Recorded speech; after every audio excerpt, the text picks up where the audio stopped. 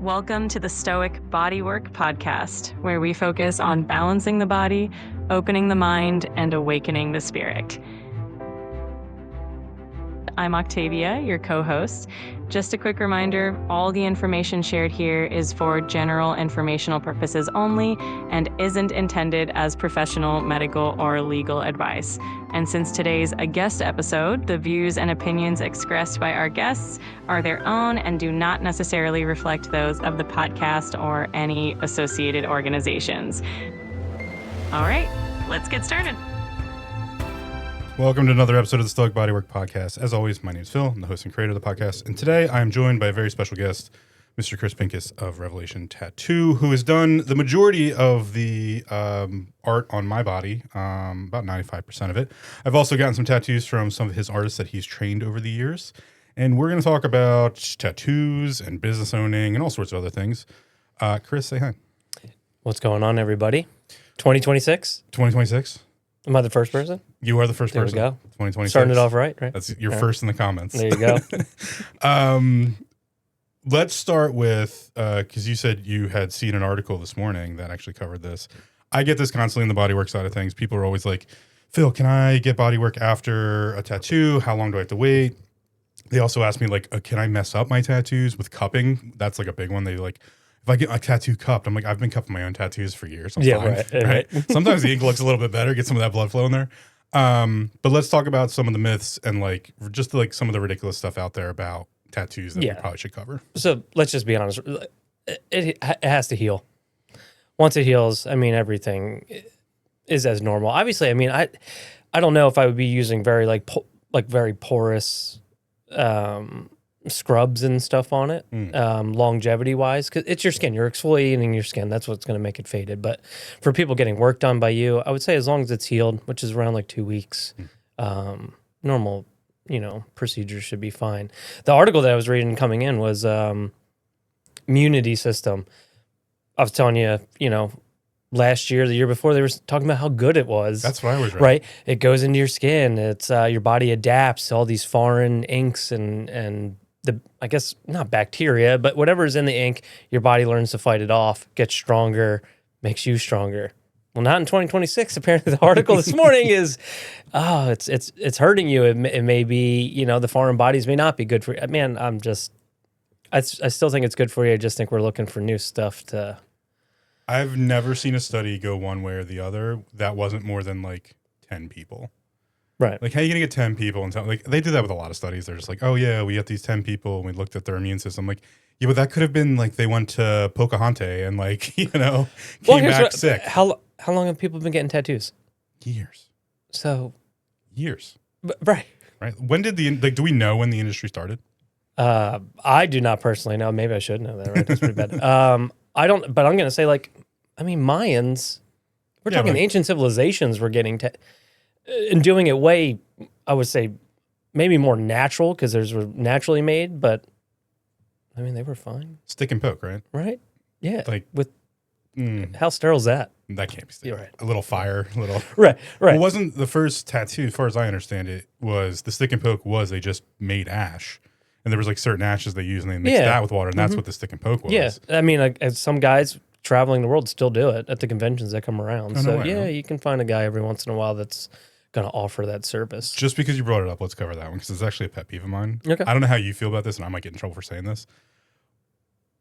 What's the sterility of the conventions? Like getting a tattoo at one of these? So I've been tattooed at one. I've never worked one. My guys have. My guys love it. I'm not going to say that's for the sterile aspect of it, but them going and enjoying themselves and meeting new people.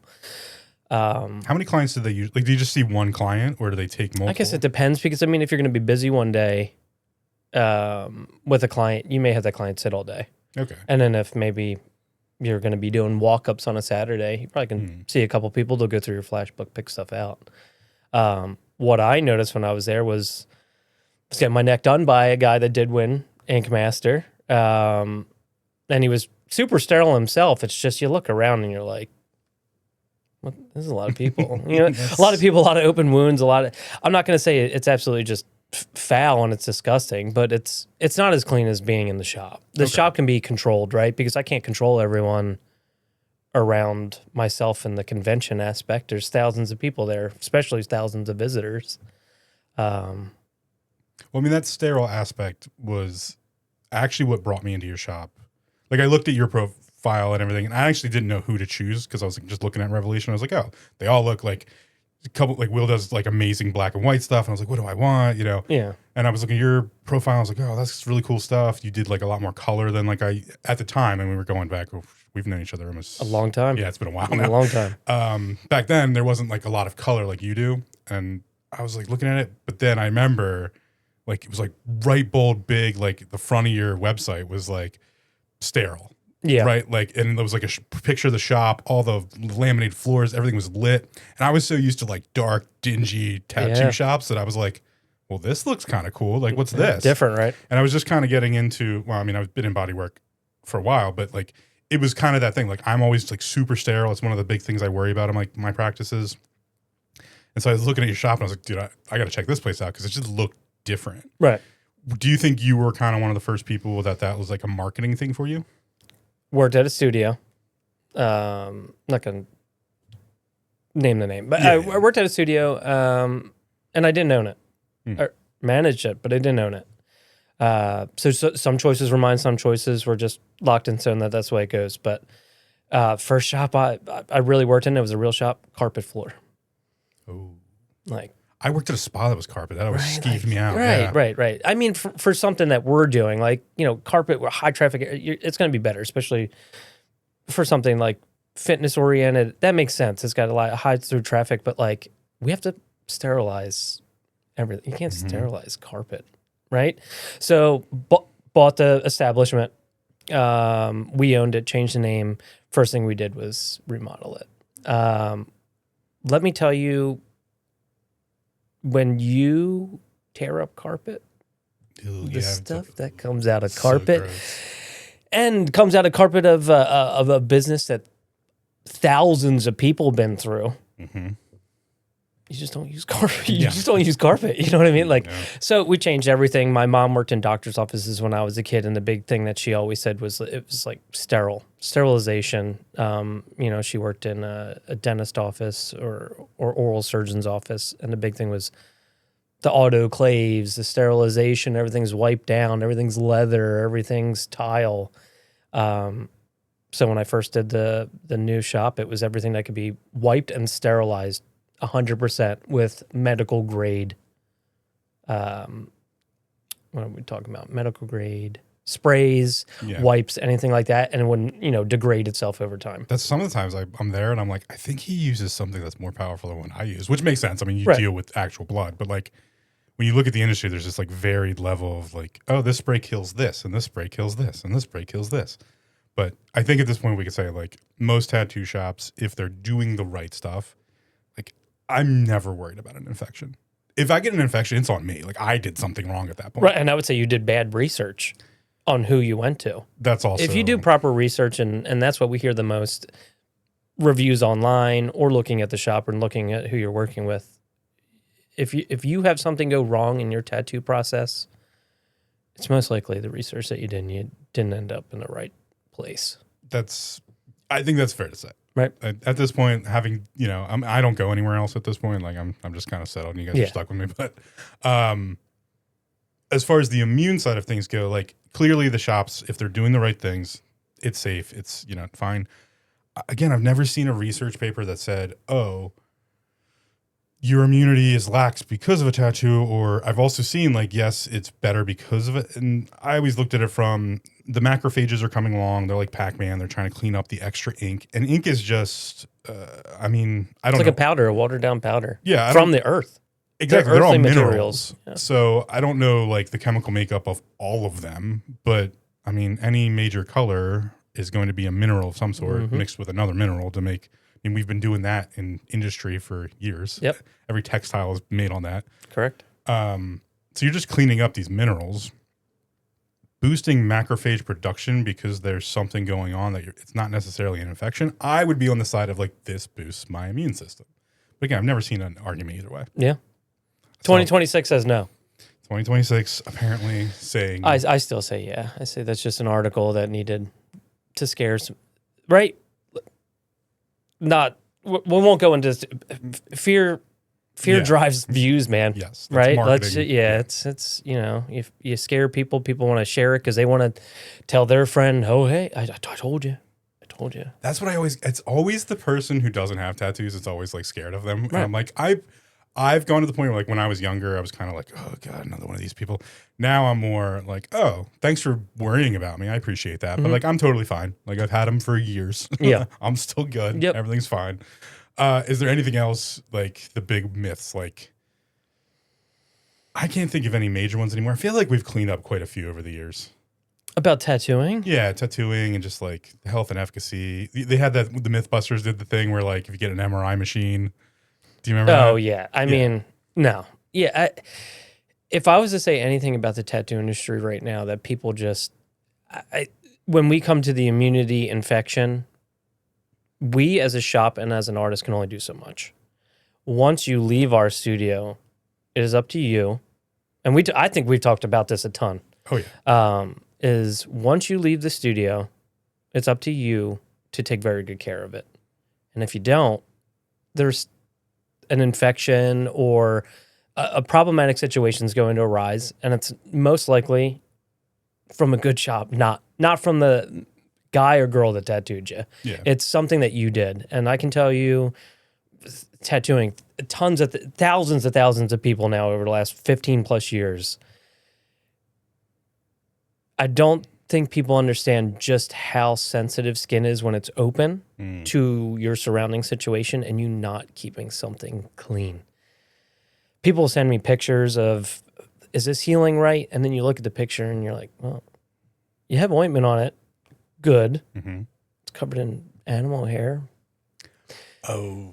Bad. Yeah. Right. Like maybe because their daily life, you're looking at your leggings or your hoodie, and it's covered in hair, and you're just like, I have an animal. Well, not an open wound. You know what I mean? When it comes to an open wound, that's an infection waiting to happen. I think that's the part where people don't. I don't think they put those two things together. Like a tattoo is like, we think of it as like art, and it's like it's an expression piece. But yeah, it starts out as a giant open wound, depending on the entire size of the tattoo an is a entire wound. skin abrasion on you. So let's dive into that a little bit so people can understand the mechanics. I come in to get a tattoo. You have a bunch of things you have to do. You have to, I mean, we can get into some of the more nitty gritty and all of it, but on the what's about to happen to your skin piece, you're choosing gauges of needles. Run me through that stuff. Yeah. So, I mean, we're looking at the design that's in front of us. We have to decide the needle size, which can range from super thin to super thick, bold traditional lines. And then we're thinking about how we're going to shade it or color it in, which could be round shaders, mags, which are kind of like a fanned out brush, if you will, in a generic term. And then those, when they penetrate your skin, do different things. But before we even start, what's the first thing we always do? Oh, that's right. We wipe you down. We sterilize you. We shave the whole area just like a regular medical procedure. We alcohol the skin to make sure we kill any bacteria before we apply our stencil, let it dry, and then we start our work. Like the entire process from the beginning to the end is about being sterile. So when the wound's open for the next 2 weeks of you healing it, it needs to be treated the same, right? Because, I mean, it's no different than you being on your bike as a kid, falling off of it while you're learning to ride it. You scuff your knee, you go inside, you clean it out.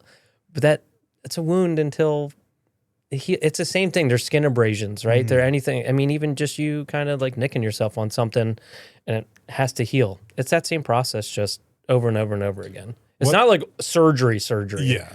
You know what I mean? Like, I don't want to go that far. I was just about to say, like, we're going down into subdermis. Yeah, it's the first layer of technical skin and then the third layer of that. It does not, anything past that's your water level of your skin. You do not want to be in that. And you're putting ink in at different levels, right? It should be it's the first layer of skin. It should just so you're always targeted into that. Yeah, so your skin's made of many different layers. We're talking like hair, hair thin. Just we're barely touching your skin to get that in to settle. It does not take much to enter your skin and deposit that ink. And so, depending on the type of needle and the gauge of needle, how many times a second is it that this is? Depends on the machine, depends on the technique, but thousands. We're talking about when you're sitting there, you're getting poked thousands I of used times. to joke. I used to tell people like, yeah, I'm going to go get stabbed 1,000 times Yeah, for you're fun. not, and you're not lying to somebody, so you were telling the truth the whole time. All right, so what we're doing essentially is we're poking your skin a couple thousand times, different gauges, different fanning methods and stuff like that. And that's not just like, that could just be line work. Then we have shading, which I mean, you've done a lot of shading on me where that's like, I mean, you have full blown color. None of your stuff's really line work that you have. So like scraping against, like you're going over areas multiple times to get the right shade and everything like that. So when we're talking about like, there's no part of that skin that you haven't touched at that point. Like it's all one big wound. If you see color, you see any form of ink, even if it's a really light gray wash, the needles pass through it. So for everyone out there, you need to treat that whole area as a wound, right? We just proved that. Like, okay, here it is. I think an interesting conversation is how you and I have developed my aftercare. Like we started with like oh man, back in the day it could have been Aquaphor. And Aquaphor is still a staple. A lot of people still use Yeah. it. If you don't, I mean, it is recommended to use a tattoo ointment now. It's 100% oil based. It goes into your tattoo. It hydrates it the whole time. It just makes sense for us to suggest that over Aquaphor or bacitracin. People still use it. It's hard to look at someone with nice ink and say, "How did you heal it?" And they go, "Well, Aquaphor." And you're like, "Well, you know what I mean? Like it looks great. True. It works for you if you have a regimen and it healed just fine. That might be the more Why important change it a thing. little bit? Maybe like it's The regimen might be the more important thing. yeah. Because we started with, I had Aquaphor, and then when I came to your shop, you had a cream. Should have been maybe Redemption. It was Redemption. Redemption, I started with that, and that was great. And then recently we've started doing, it's called Sanoderm. It's burn care bandages, Right. Which I started using for all sorts of stuff now. Like, Well, yeah, because the medical field used it for burn patients, and then we adopted it. and so, do you wrap most in that now, or is it kind of up to the client? We're on the fence right now. Like, is it a bad product? No. I think it's not so much we don't want to use it. It's in the case of how it's used, and then if people understand it. But that's everything, right? Like, if you really understand the product that's on you, then you should be fine. But the problem is like, you could be allergic to it. I am. So day 2, I break out like a rash and hives from it. I'm allergic to maybe the adhesive in it. I get that with kinesiology tape with people. Yeah, I think actually the one time you put it on me, Oh, that's right. Yeah, I did. Sensitive So skin. it's the adhesive, but the thing is, it freaks people. It's added layers of steps. And thank everyone. 2020, we're busy. It's hard to field questions that like shouldn't even be like arising really. Like they can, right? Because people should ask questions. Please ask questions. Like that's fine. Yeah. But if I just tell you to do your ointment 3 to 5 times a day or more if needed, and there's nothing's going to happen with it, it's hard to put that second skin on when people don't understand it fully. And then you're getting asked like, hey, is this normal? Am I supposed to, is this buildup okay? And it's all natural stuff with it, but it's just like. Yeah, because the first time you used it on me, you actually asked, you were like, hey, I have this stuff. Do you want to test it? Yeah. Because you wanted, like, it was kind of like, oh, yeah, I know what that is. Like, immediately when you said Sanoderm, I'm like, yeah, that's a burn thing. Like, we use that on burns.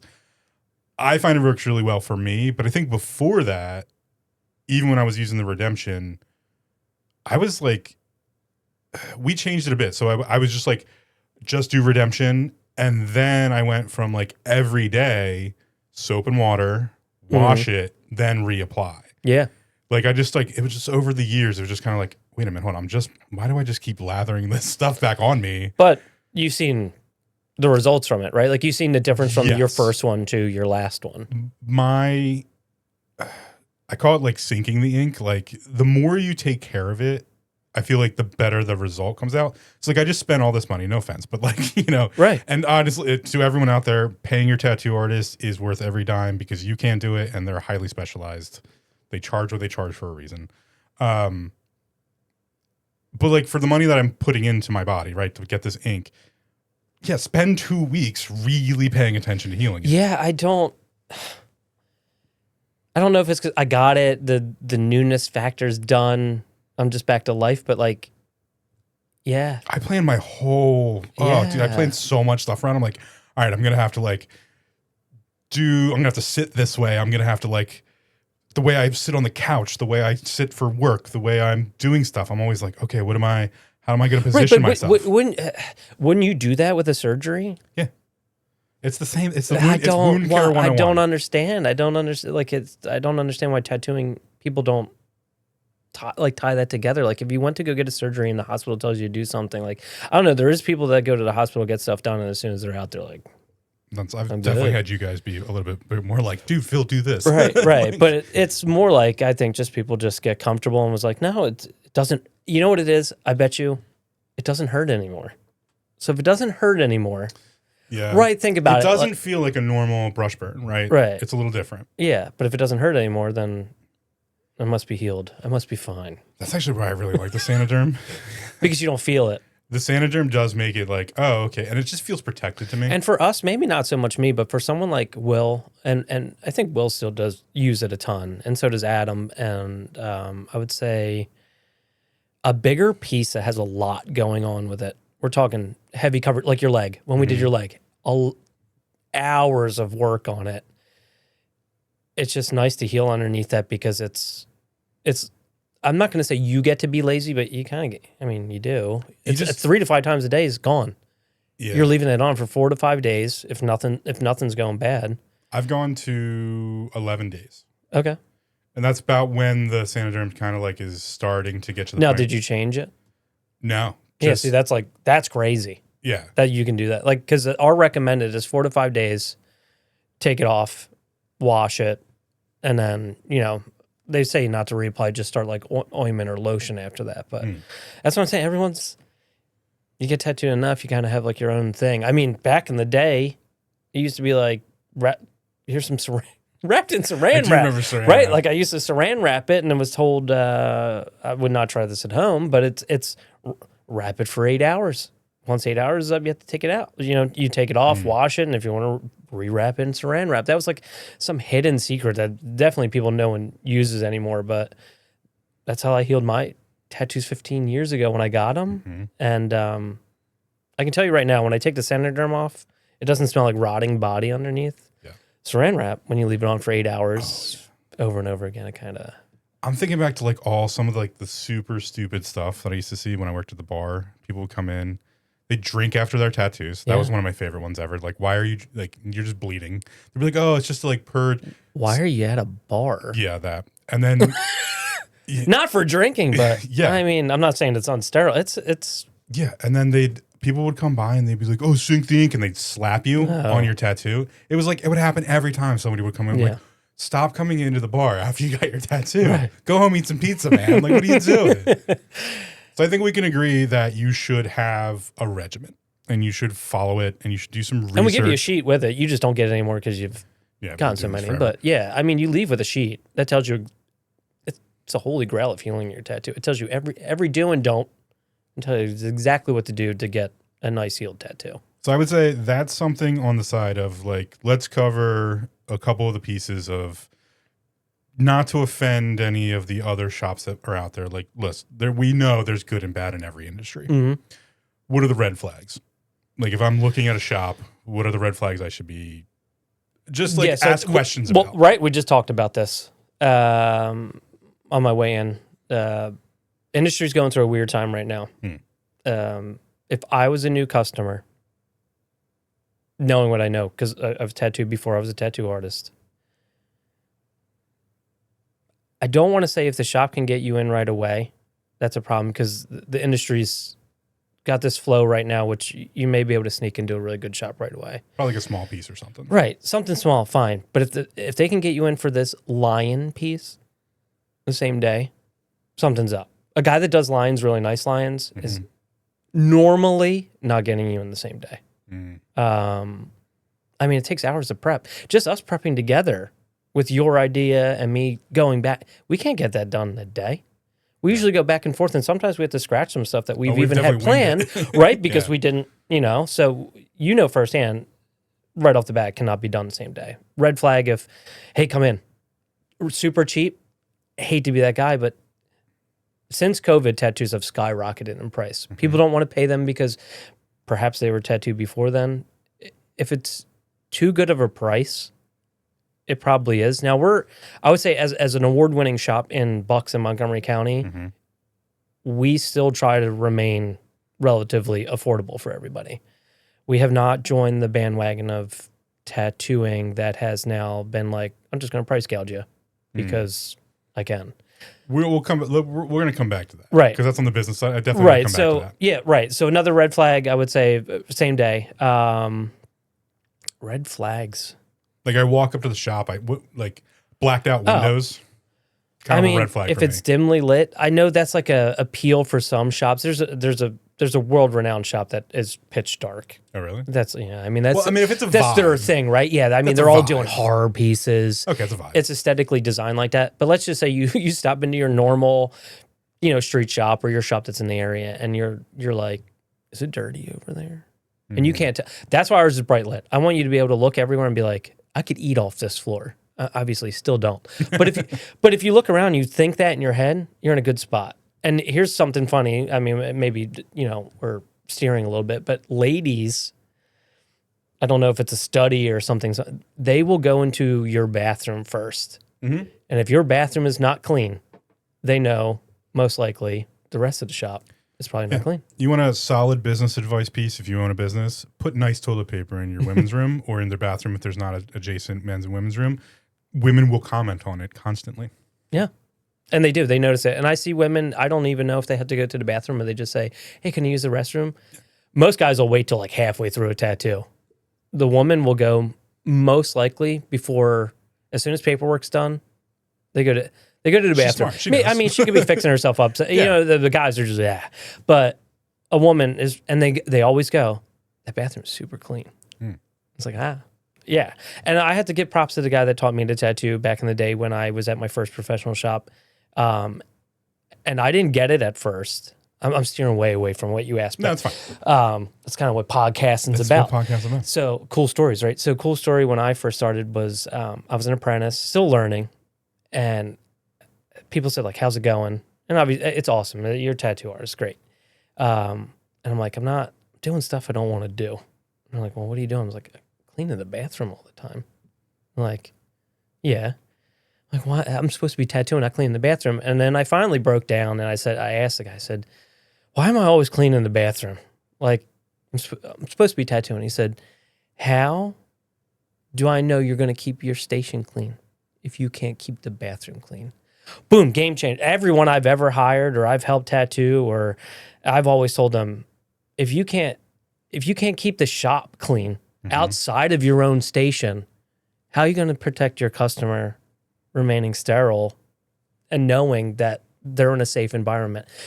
That is such a simple thing, but it was a game changer in my mind to be like, oh, I get it. I'm just not like the shop bitch, as we would call it. But that's what back in our day, that's what we called the shop bitch. And that you clean. That was your way of buying yourself into the industry because we didn't pay for it. Yeah. We worked for it. Very much like martial arts. Yeah. You got a vacuum, kid. Yeah. I mean, and it's discipline. And he's right. If I can't clean the bathroom, I can't clean my station. So people should totally look. So going back to your red flag. Yeah. Look for those. If the lobby don't look clean, guess what else isn't clean? Yeah. If there's a cobweb in the corner of the lobby, right? They clearly didn't go up there. The guy that's tattooing you and I would say it may not be his shop, but my guys all know this it's our shop. If something looks bad, it's not, well, Revelation looks bad. I don't look bad. No, you're in the bill. Yep. You're in trouble for the same, you're getting tagged for the same thing. If the lobby's dirty, they're thinking, man, the shop's dirty. Not, oh, well, the shop's dirty and, well, Will's really clean. His station's got to be clean. It does. People don't not, it's an overall umbrella. I think that goes down to, I used to have to deal with this when I ran a spa, was hygienics, hygiene. When one of them is massage therapists would show up with their pajama pants on, I'd be like, you're making us all, I'm in full scrubs. That's what we do here. And you're walking around the lobby and you're walking around the hallway in pajama pants. So let me ask you this. This is a random one. I see it online. Scrubs. You brought up scrubs. Mm-hmm. And I always thought this. Every time I hear scrubs, you're working, and then I see you at Wawa. You're in your scrubs. Now, this maybe industries are different, but like a guy that works at the hospital. No, their scrubs have to usually be washed in-house. Right, but I'm saying like you just went to Wawa for your lunch break. Yeah. No, it's a thing. You returned in your scrubs.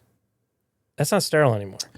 It's something that I dealt with in the restaurant industry too. Okay. So my general rule is once I'm dressed and I come to work, I'm at work. Sometimes like if I don't have, like in the summer, if I have to make a stop somewhere, I'll leave my scrub top off. Like if I have to go to the bank first before I come in. Right.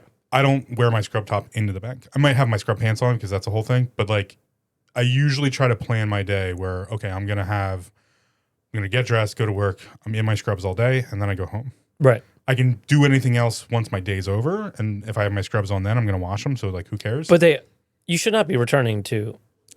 My vote has always been like, even when the girls used to go for lunch, I would usually tell them like, take your scrub top off. Like, Yeah. if you wear your scrub pants, like, okay, like in a spot, like at least that's like below the table line. Right. You know, but And a spa's even a little bit different. I see Yeah. like, hospital employee, and you're like, it's always been a thing. It's always been a thing in every health and wellness field that wears scrubs of like, you really should. I mean, what's the alternative? You fully get undressed and then that's the regular usually- street clothes and then come back and get in your scrubs. And I guess if that's what you're supposed to do, Yeah. then I guess that's the procedure of what you're supposed to do. But I always think about that when online when people, talk about that, or like they show like a doctor like outside doing stuff and you're like, you shouldn't even be out of the building in his scrubs. Yeah. Maybe that's a tattoo artist, right? And what you've done is like, that's where like, I'm constantly like thinking about hygiene. sterile. Ugh, One of the best things that ever happened in massage school when I had to go do that was this guy, Bill Mullen. We went to the Mutter Museum. And so he gets like a bunch of these massage kids to go, we're going to go to the Mutter Museum, check it out. And we're on our way to the Mutter Museum. We're coming out of the subway and we're going up the steps onto the street level. And he's like a couple steps ahead of us. And I saw him like kind of pick up his pace. I'm like, what the hell is Bill doing? He gets to like the mid-flight landing, turns around, looks at everybody and goes, public spaces, public services people. And everyone's hands came off the railing. And he's like, don't ever forget it. Yeah, because they're full of germs, I guess. Is that what he's saying? Yeah. I mean, this was, massage school was a long time ago, 12 13, 14 years ago. Yeah, he's like, don't ever touch public spaces. Like, he's like, if you leave and like go in, like, just public space is always bad. He was like the first person. Well, he's saying that even here, right? Because your public space is your lobby is a public space, is what he's saying. So that's like, if you leave your station in the tattoo shop, what's the protocol? I've always watched you. You do it constantly. You're like, just because you we're walk in the hand back. sanitizer freaks. Yeah. Like if that's what you're talking, like we're constantly cleaning our hands. Yep. I mean, that's just, yeah. I mean, we have hand sanitizer pretty much. You turn around, you can get hand sanitizer. Yeah, it's that mindset. Like, I just don't know why. See, the scrubs thing, I guess it depends on the industry, it depends on the standards of the place. Depends when you were raised. Yeah. Right? That's a big thing now. It's true. Like everything online is like, you see it and you're like, wow, back in my day. Right? And you think about it, and you're like, what changed in the last like 20, 30 years? Because even raising my daughter's like, yeah, we drink out the hose, right? That's a big one that you see online. Like these kids are afraid of water, and we drink out of the hose outside. We kept playing, turn the hose on, drink it. Now when I think about that, I'm kind of like, yeah, that's gross, grotty. right? But to us, that was normal, right? Like that's normal. I think it's that like maybe that mindset of just like. Well, did we know? I mean, as a kid, I didn't. Yeah, but like, did like society know? Oh, hoses might actually have forever chemicals. I mean, you should have probably known that. Yeah, I just wonder like how much. Like scientifically, probably not. No one said like, hey, don't drink out of the hose. But I think that's what social media changes the most, which would be interesting. Like in the tattoo industry, my industry is going through a weird thing where no one knows what bodywork is. And now that we have social media, we have this giant separation between what a massage therapist is and what a bodyworker is. Right. And I'm on the bodywork side. Therapeutic, we're always therapeutic intervention, like always working therapeutically. There's no getting undressed, no draping, unless we're like. I would put you, if you asked me, and then knowing now what you do, because I didn't know either, I'd put you between chiropractor and like a massage. Yeah. You're like in the middle. Yeah, we're just kind of like that first You're gateway helping the body out. into full therapeutics with the fascia I'm system. not there to leave feeling relaxed and good. I'm there to get better. Massage therapy, all relaxation focus for the most part, and then bodywork, all therapy focus for the most part.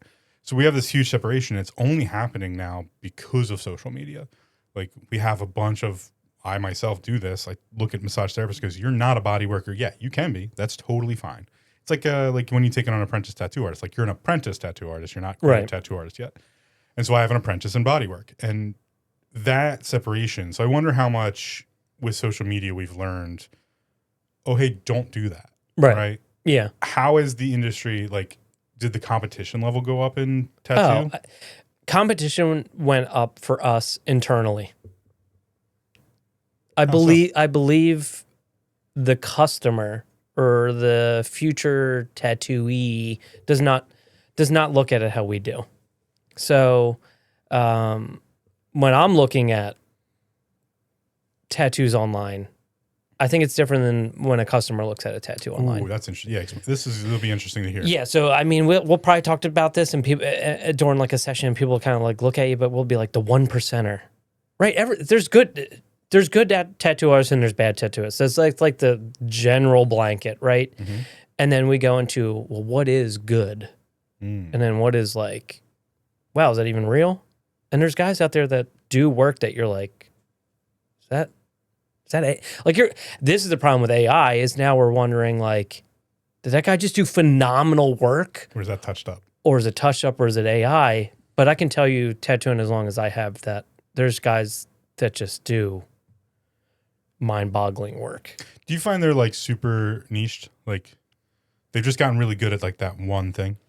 So it's weird. I talk about this a lot, and because we have that in bodywork. I believe those artists are not enigmas, but they're people that are heavily respected in the tattoo industry in the sense that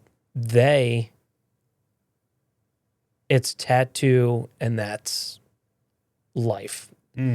It's, they wake up, they paint, it's a lot. And I will tell you as like a dad, as someone that's family, most of those people, and if they have families now, like I don't know how they balance that. That's the amount of work that has to go into them increasing the tattoo craft to that level. Are they mostly owners? I'd say they're just private contracted traveling artists, or they're like, they're at that point now. We'll talk about the business or anything, but I couldn't see being that great at that. No, I think they say, "Hey, man, I'm going to meet you here, and we're going to tattoo for 8 hours, and it's $5,000." Go, okay. And I think that's like that artist. That's that style. But you have artists that are like in between that and just like, oh well, he does tattoos, right? Like our shop we have a vast amount of like different what you do, right? So there's black and gray, there's color, there's fine line, there's so much different stuff. There's traditional. And there's just many artists that do different stuff. So that's why we have 6 of us, because I don't have to take everything.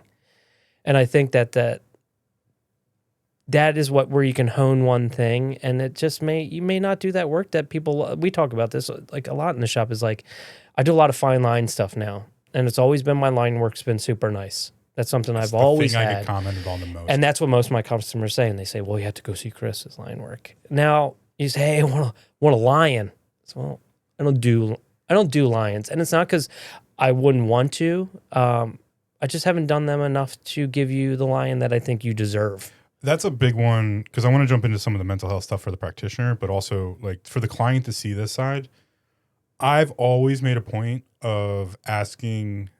Like I had Hannah do an Egyptian tattoo because she liked Egyptian stuff, right? And like I've always kind of made a point to ask the artist, what do you like doing?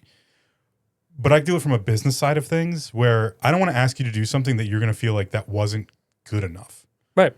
Right? Because that, like with a lion, you don't do enough lions. You might be like, I don't know if this is going to be Don't great. you want the guy doing the lion at least once a week, or his portfolio is full of lions?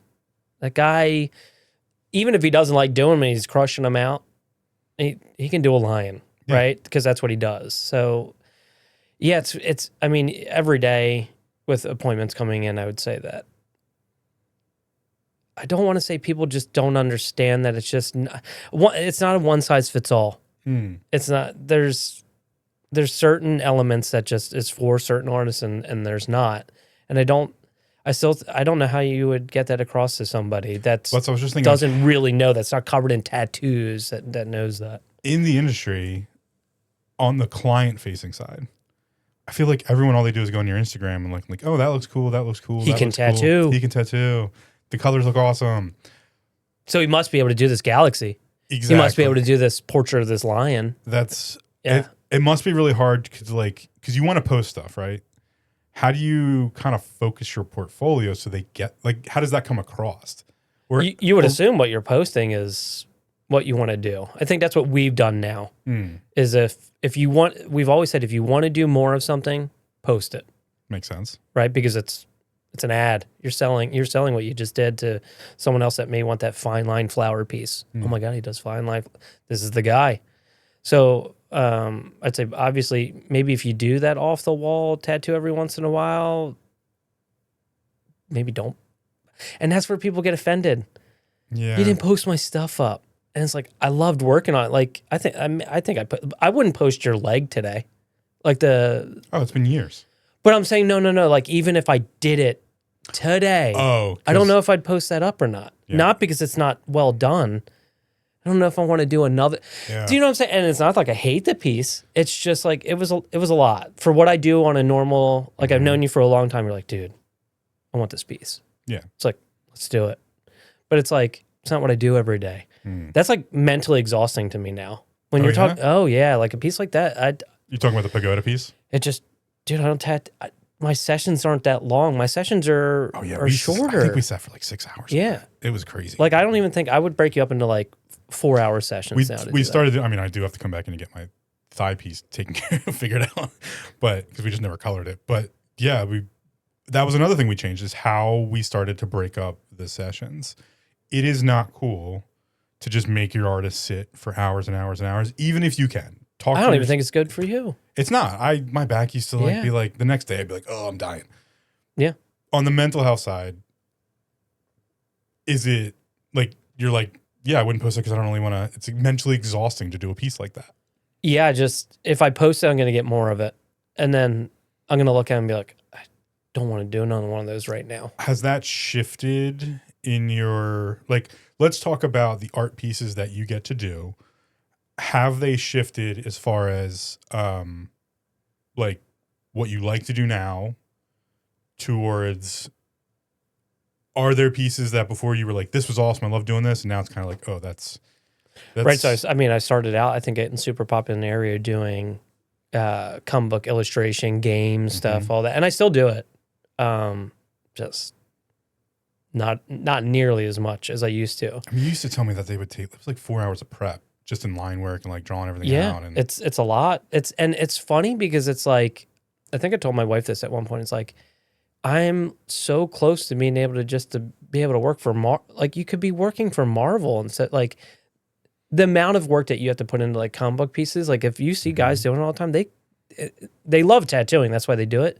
But they could work at these studios with the amount of work put into just like that. You know what I mean? Like, they could be working for DC, Marvel, independent comics, anywhere, because they're doing the comic. I always said, like, man, I could just retire like inking comics. Like, before they're colored by someone, 90% of my work now is line work. I'm just giving that line work copy of a comic to a guy that's going to color it. Do you know what I'm saying? Like, it's crazy how you look at stuff, but it's like, yeah, I used to do...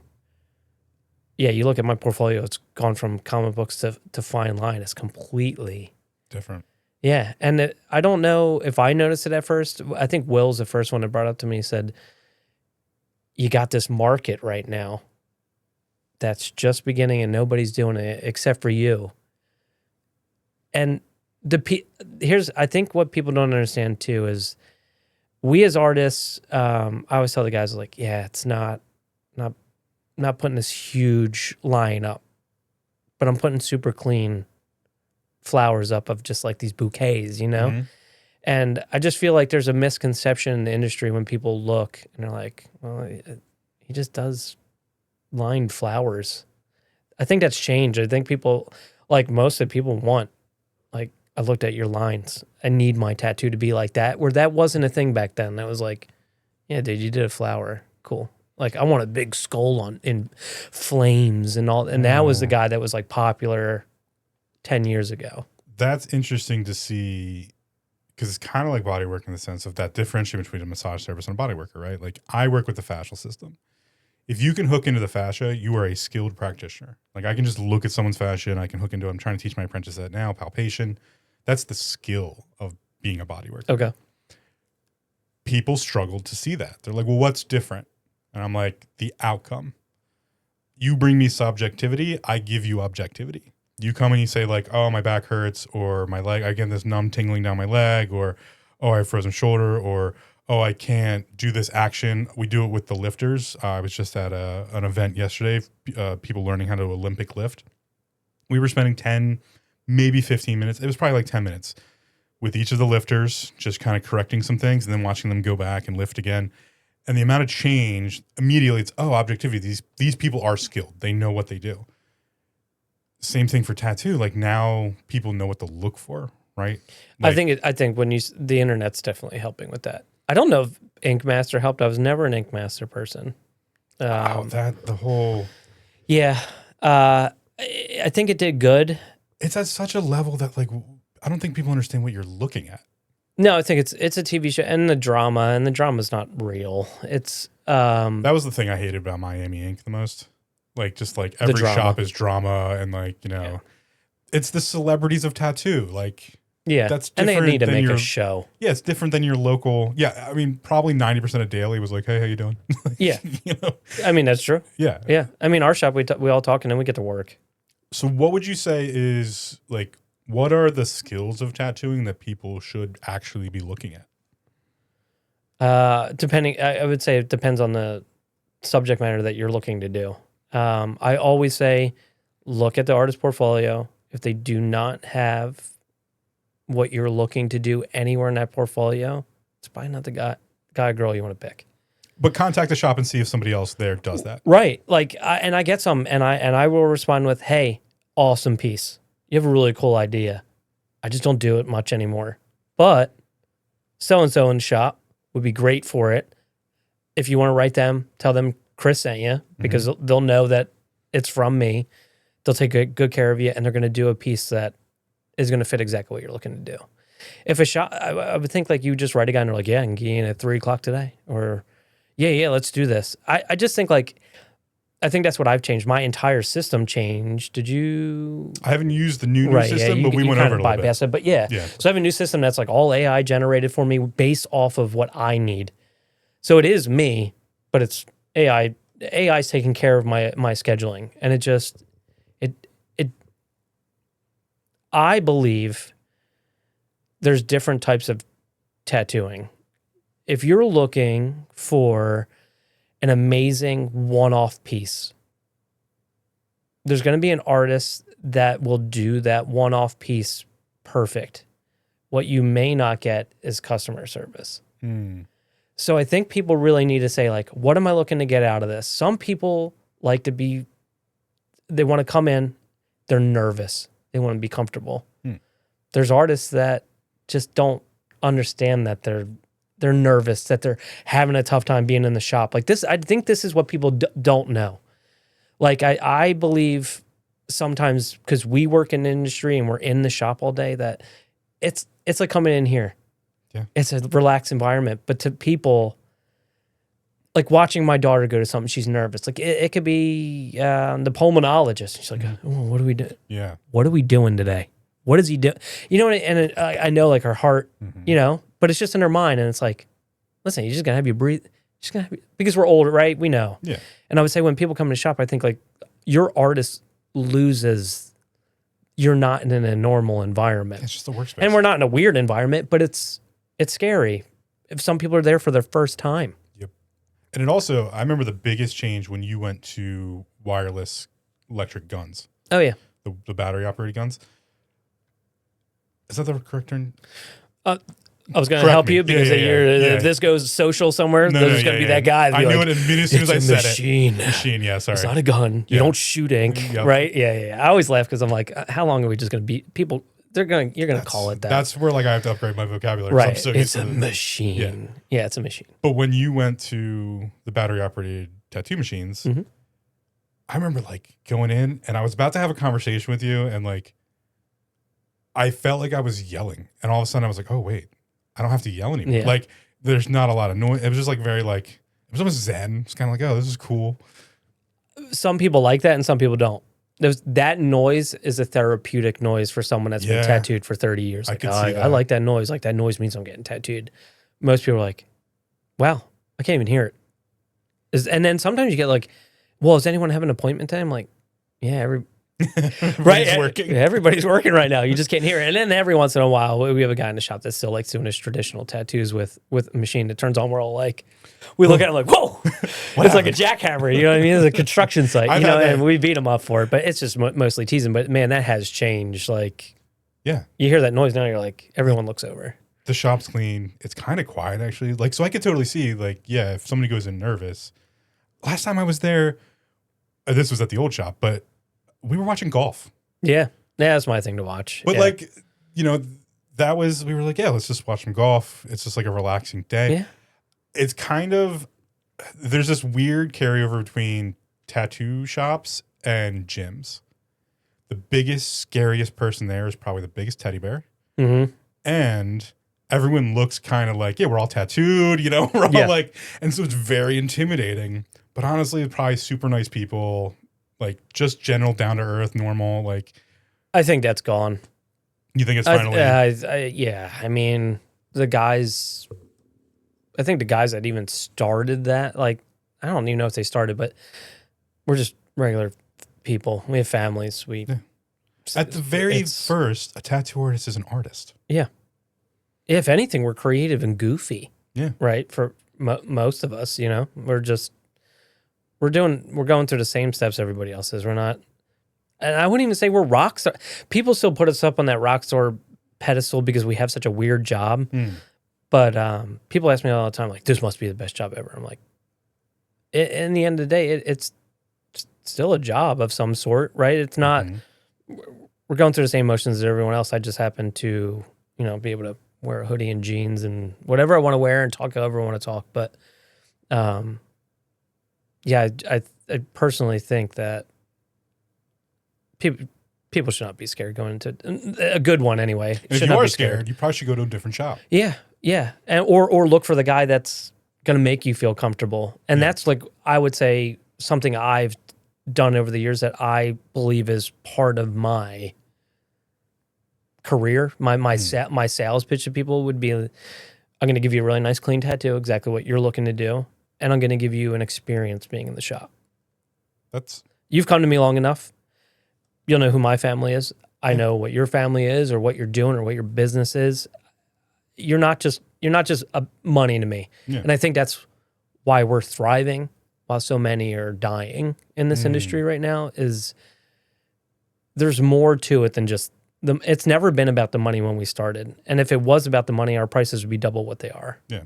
And I think people see that, and that's why we're busy, and other shops are having a hard time staying afloat. So that brings us back to pricing, because everything gets more expensive. That's just how markets work. Right. I'd like you to go over the pieces people don't know about, because I'm a business person. Okay. So going in, I mean, I'm not shy about sharing this. I overtip Chris like crazy. Yeah. Because I know the cost to production, and I know the variables of how markets work and all that stuff. And like, I'm just covering the shortfall somewhere else. We had a conversation with one of your apprentices at the time. I tipped her too much, and she was like, and you were like, oh my God, that one person who shifted you and like towards the low side, it just makes up the variable. Right. I don't think people know how much time goes into a tattoo, because all they do is see the time they sat in the chair. I'm going to ask you, I don't understand why you'll tip the man or woman bringing you a drink and some food, and then just asking you every 15 minutes, like, hey, is your food good? Is this good? You'll tip them 20%. Yes. This is great. You just brought this up. Right? I just got rid of tipping. Okay. Stoic Bodywork no longer has tipping. We just priced ourselves. We took the average tip we got per service over all of 2025, and I added it to the price, and we took away tipping. Yeah. Tipping culture has gotten so out of hand. No, we're the only ones that do it. The U.S. It's crazy. Yeah. I mean, I appreciate it. Yeah. No, I don't understand. Continue to tip your... Right. Yeah. I don't understand, though, why you would go into a tattoo service and then be like, not tip. Even before I tattooed, It is that's probably 4 hours hands-on Yes. doing my service that you're spending every minute with me. So let's talk about this, because if you're willing to tip your streamer that you've been watching online X number of dollars, it's no different than sitting in the chair with Chris or another tattoo artist, and like you're having an experience, and there's a lot of work that goes into it. There's a lot of overhead too. So kind of you don't have to go crazy into detail, but how many, like, let's use, what's an average tattoo? 2 hours? I would say the average tattoo is going to be anywhere from an hour to 4 hours, I guess, depending on whose chair you're in and what work they're doing. Okay. The longest session nowadays is probably 4. Your quickest is probably an hour. So on a 2 hour tattoo, we'll just take right in the middle ground. How much lead time work, like how much time are you putting in before that person even shows up to sit in the chair? Hours. Yeah. So and you're not paid for that. Yeah, talk about that. Yeah. So, I mean, that's always a fight in our industry is, well, I'm drawing all this time and I'm not paid for it. Should I start charging for it? And we've always said no. It's just part of prepping for the job. But that's why I believe we have the hourly rate that we have, and you should follow it, because that's what's paying you for that time. When you get up there, I do this all the time. Like, is that price okay? Like, it's just because like you don't want someone leaving like they don't think it was like, not that the work wasn't good, that's but being because a small business owner. Yeah.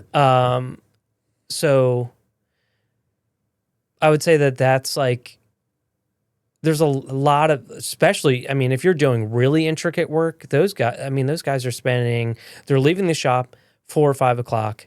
They're getting home, they're spending some time with their families, and then they're drawing for like 2 to 3 hours at night. Then they're probably finishing up in the morning before you even come in. So although your appointment's at 12 o'clock, that guy's probably been there since 9, 10 o'clock, fine-tuning the rest of it, making sure his machines are all running right for the day, that his station's fully clean, that everything's ready to go. We're already, 4 to 5 hours in for your normal 4-hour piece. So now your 4-hour piece is actually 8 to 9 hours. Yeah. He's only charging you for 4. That's where like, I'm like, yeah, there's a lot. When I do the math in my head, I try to take that into account. Like, all right, how complex of a piece did I give you? How much, line work versus shading, like, because shading is in the chair, right? But you still have to figure out, like, okay, this color, that color. Right, yeah, because you're saying the stencil was line work. Yeah, right. And so I always try to figure out, like, how much time did they probably have to sit there and, like, just draw out and, like, make the stencil and, like, then that's even before we talk about costs, right? Now we have ink. Yeah. How have ink prices been? Started tattooing, I think it was $6.50 a bottle. I think we're at like $14 a bottle now. All right, so we've doubled. We've doubled that. Needles have stayed pretty much the same, but machines, I mean, if you're getting a quality machine nowadays, it's $1,200 for just your machine, which you're not keep. I mean, I guess if you maintain it, you're going to keep it, but you need multiple machines. It's no different than like your mechanic that has all their tools.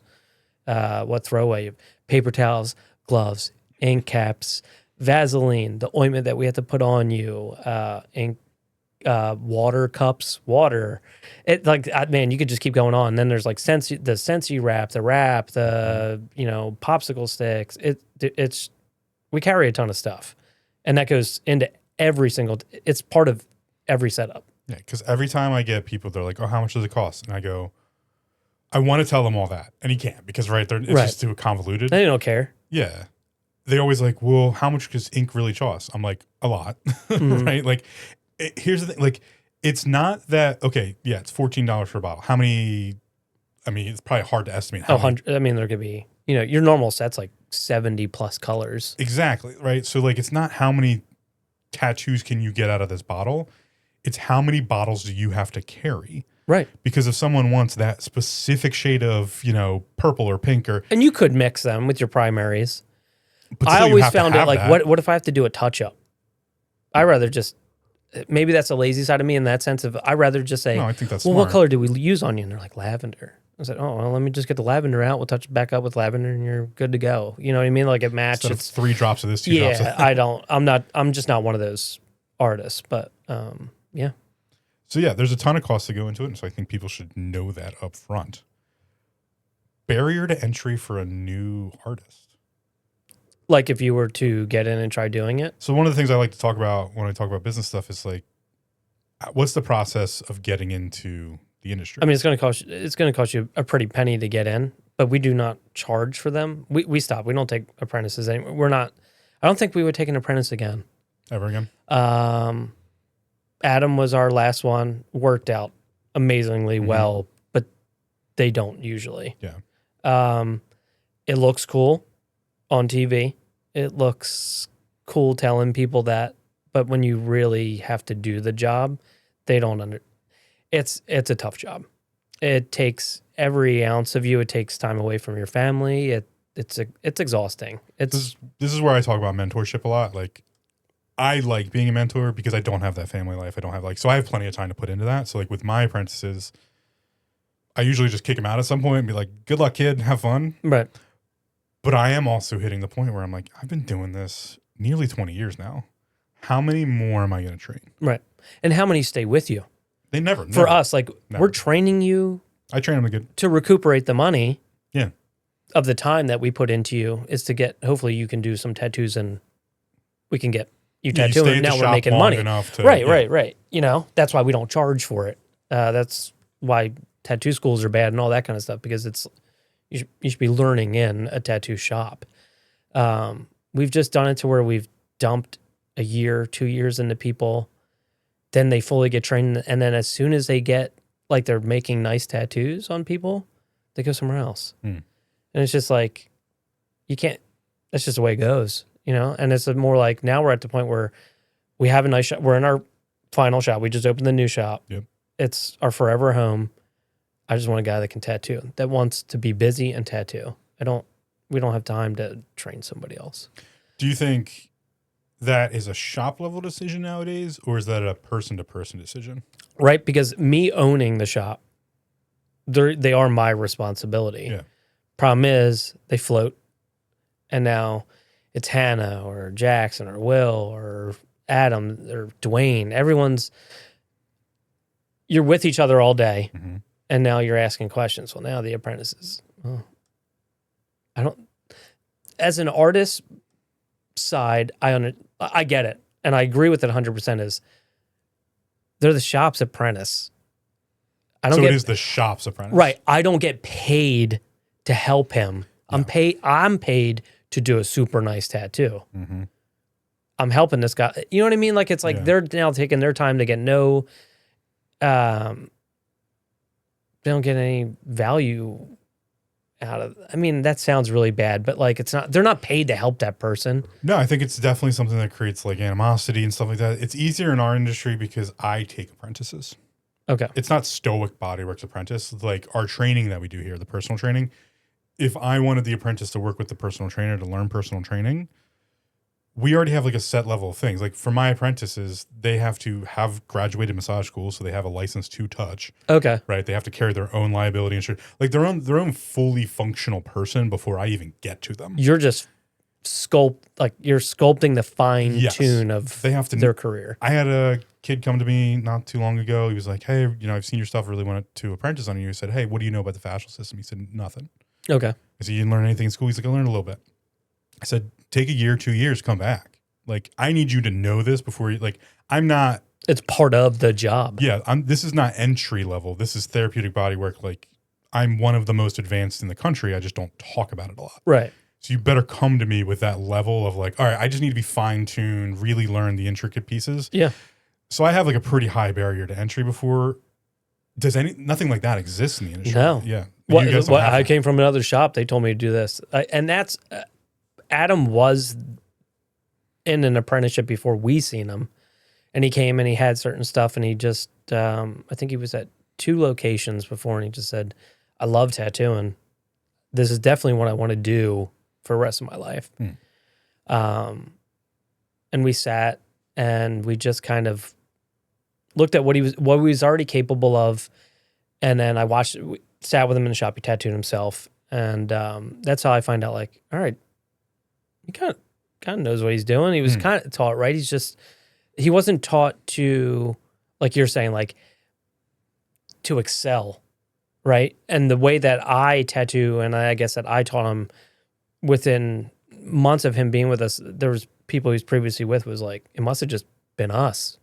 He wasn't doing that with us. And it was just, obviously maybe being in your third shop and your third time is kind of changing your mindset too. But when you're easy to learn from, which I must have been, it just translated to him better, flourished. And then, like, unless someone came kind of like that again, I couldn't start with, here's a charcoal painting I did in high school, or here's like, like some drawing I did for fun at home. It's just too tough. What would your advice be to a young kid right now, 18, coming out of high school, not really interested in the whole college thing, knows it's not going to go well for him, wants to be a tattoo artist? See what art style you like. And it's old school because it's not really a thing much now. Flash sheets.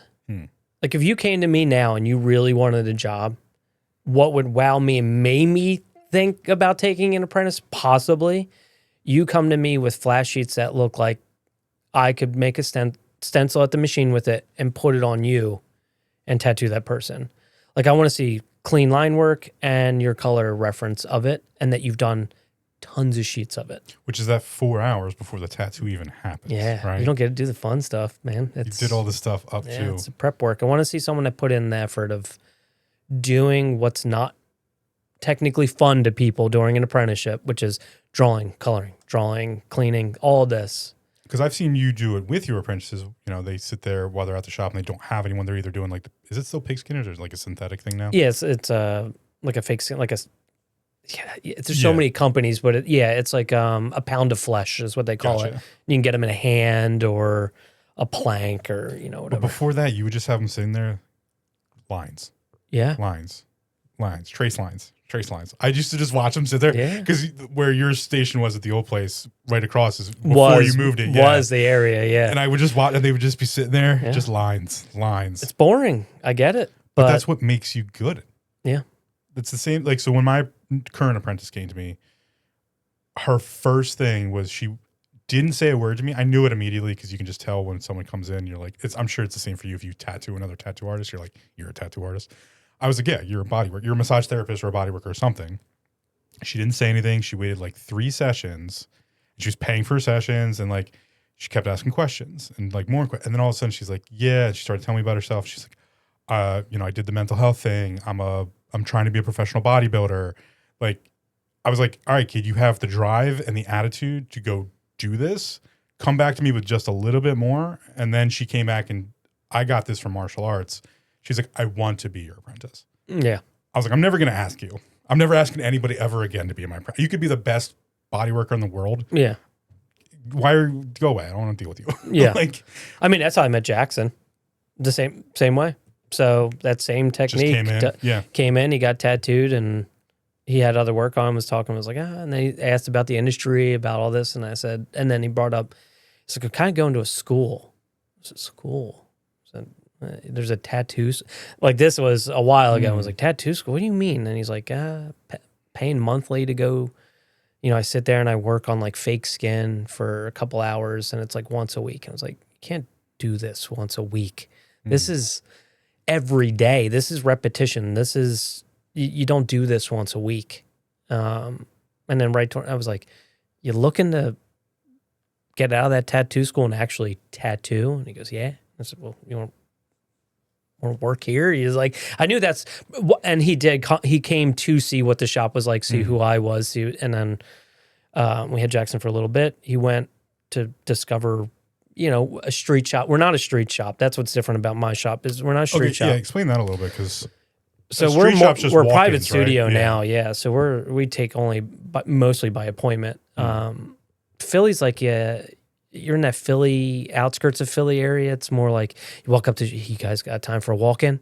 I'm looking to get, this. That's more like that, like hustle and bustle type, like, all right, man, what are you looking to get? And then they tattoo them. That's for like the a longest street time, shop. all shops were mostly street shops. Yeah. Like years ago, right? Yeah. Yeah. Yeah. And then, I mean, COVID just completely just turned us into just a private studio that you can walk into. But most of the guys are just by appointment only. But nobody hangs out anymore. There's definitely shops that do. It's just,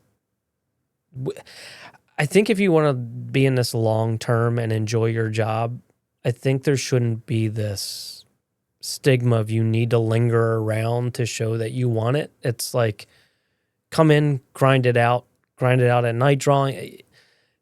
You got to do other stuff. You got to spend time with your family. Go, if you can be home for dinner, sweet. You know what I mean? So that's the thing where, like, I'm a workaholic. We've talked about that before. And I'll just, like, open a new business because I'm bored. Talk about some of the things, like, I like to see this in different industries because people don't get to see it. You guys sit hunched over. Oh, yeah. In not the best mechanical positions because you're, like, it's a fine art piece, essentially, at this point. Like, you know, what are the trials and tribulations of a tattoo artist? Like, what is the parts that, like, kind of weigh on the mind or, like, the body?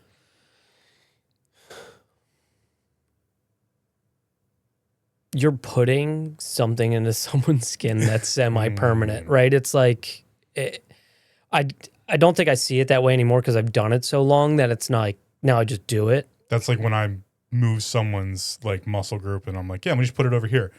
My apprentice looks at me and goes, like, what are you talking about? Yeah. Like, you're gonna do what? And I'm like, oh, it'll be fine. Yeah, I mean, we always say we're very close to like a hairstylist. Your hair grows back. If there's an oopsie, I'm not allowed to make an oopsie. Yeah. Like, think about that. Like, and it's funny because, like, I'll look at my watch sometimes and, like, my beats per minute, they're up to, like, it's an intense, like, I'm calm now mentally because I've done it for so long, but it's an intense thing for us the entire time. It's permanent on you technically, unless you're going to spend thousands to get it removed with a laser, more right? expensive to get it off than to get it in. So, I mean, that's mentally taxing in itself. And bent over, I say bent in half like a lawn chair. My posture is terrible. I probably have one of the worst postures of most people I even know. And now I use it as something with my daughter. I'm like, fix your posture. You want to look like this? You know, like a little hunched. And it's hard. People think, like, once your body changes itself, it's through many years. It's hard to make, like, it's not like, no, just stand upright.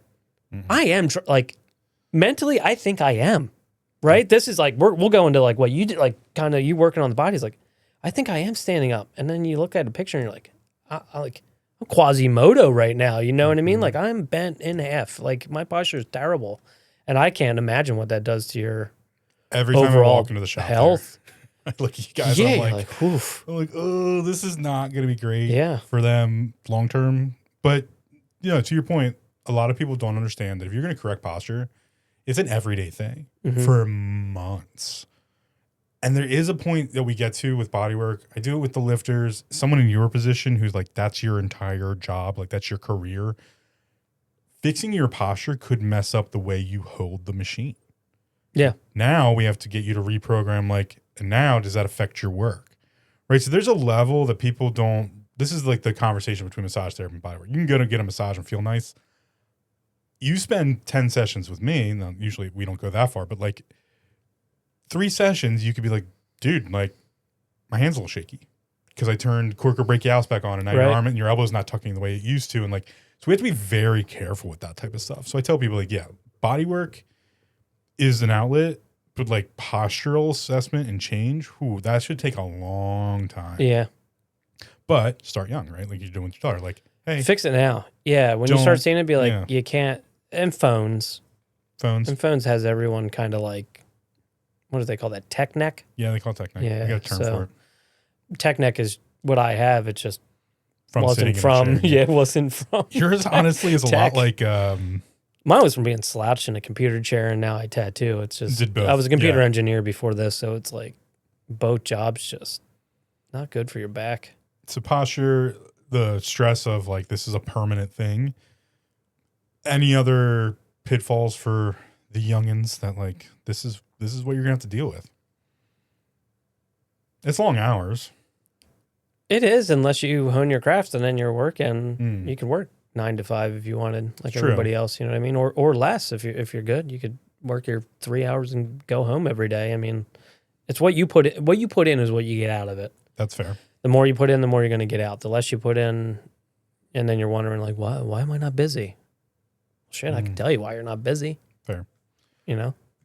I think that kind of leads us into... You're not tattooing right away. That's what... If I'm going to tell somebody, like if you're trying to look for like that new person, you're not holding that machine. You're not tattooing until like your art looks like you can do it. You can properly clean the shop. You kind of know about tattooing. It's just...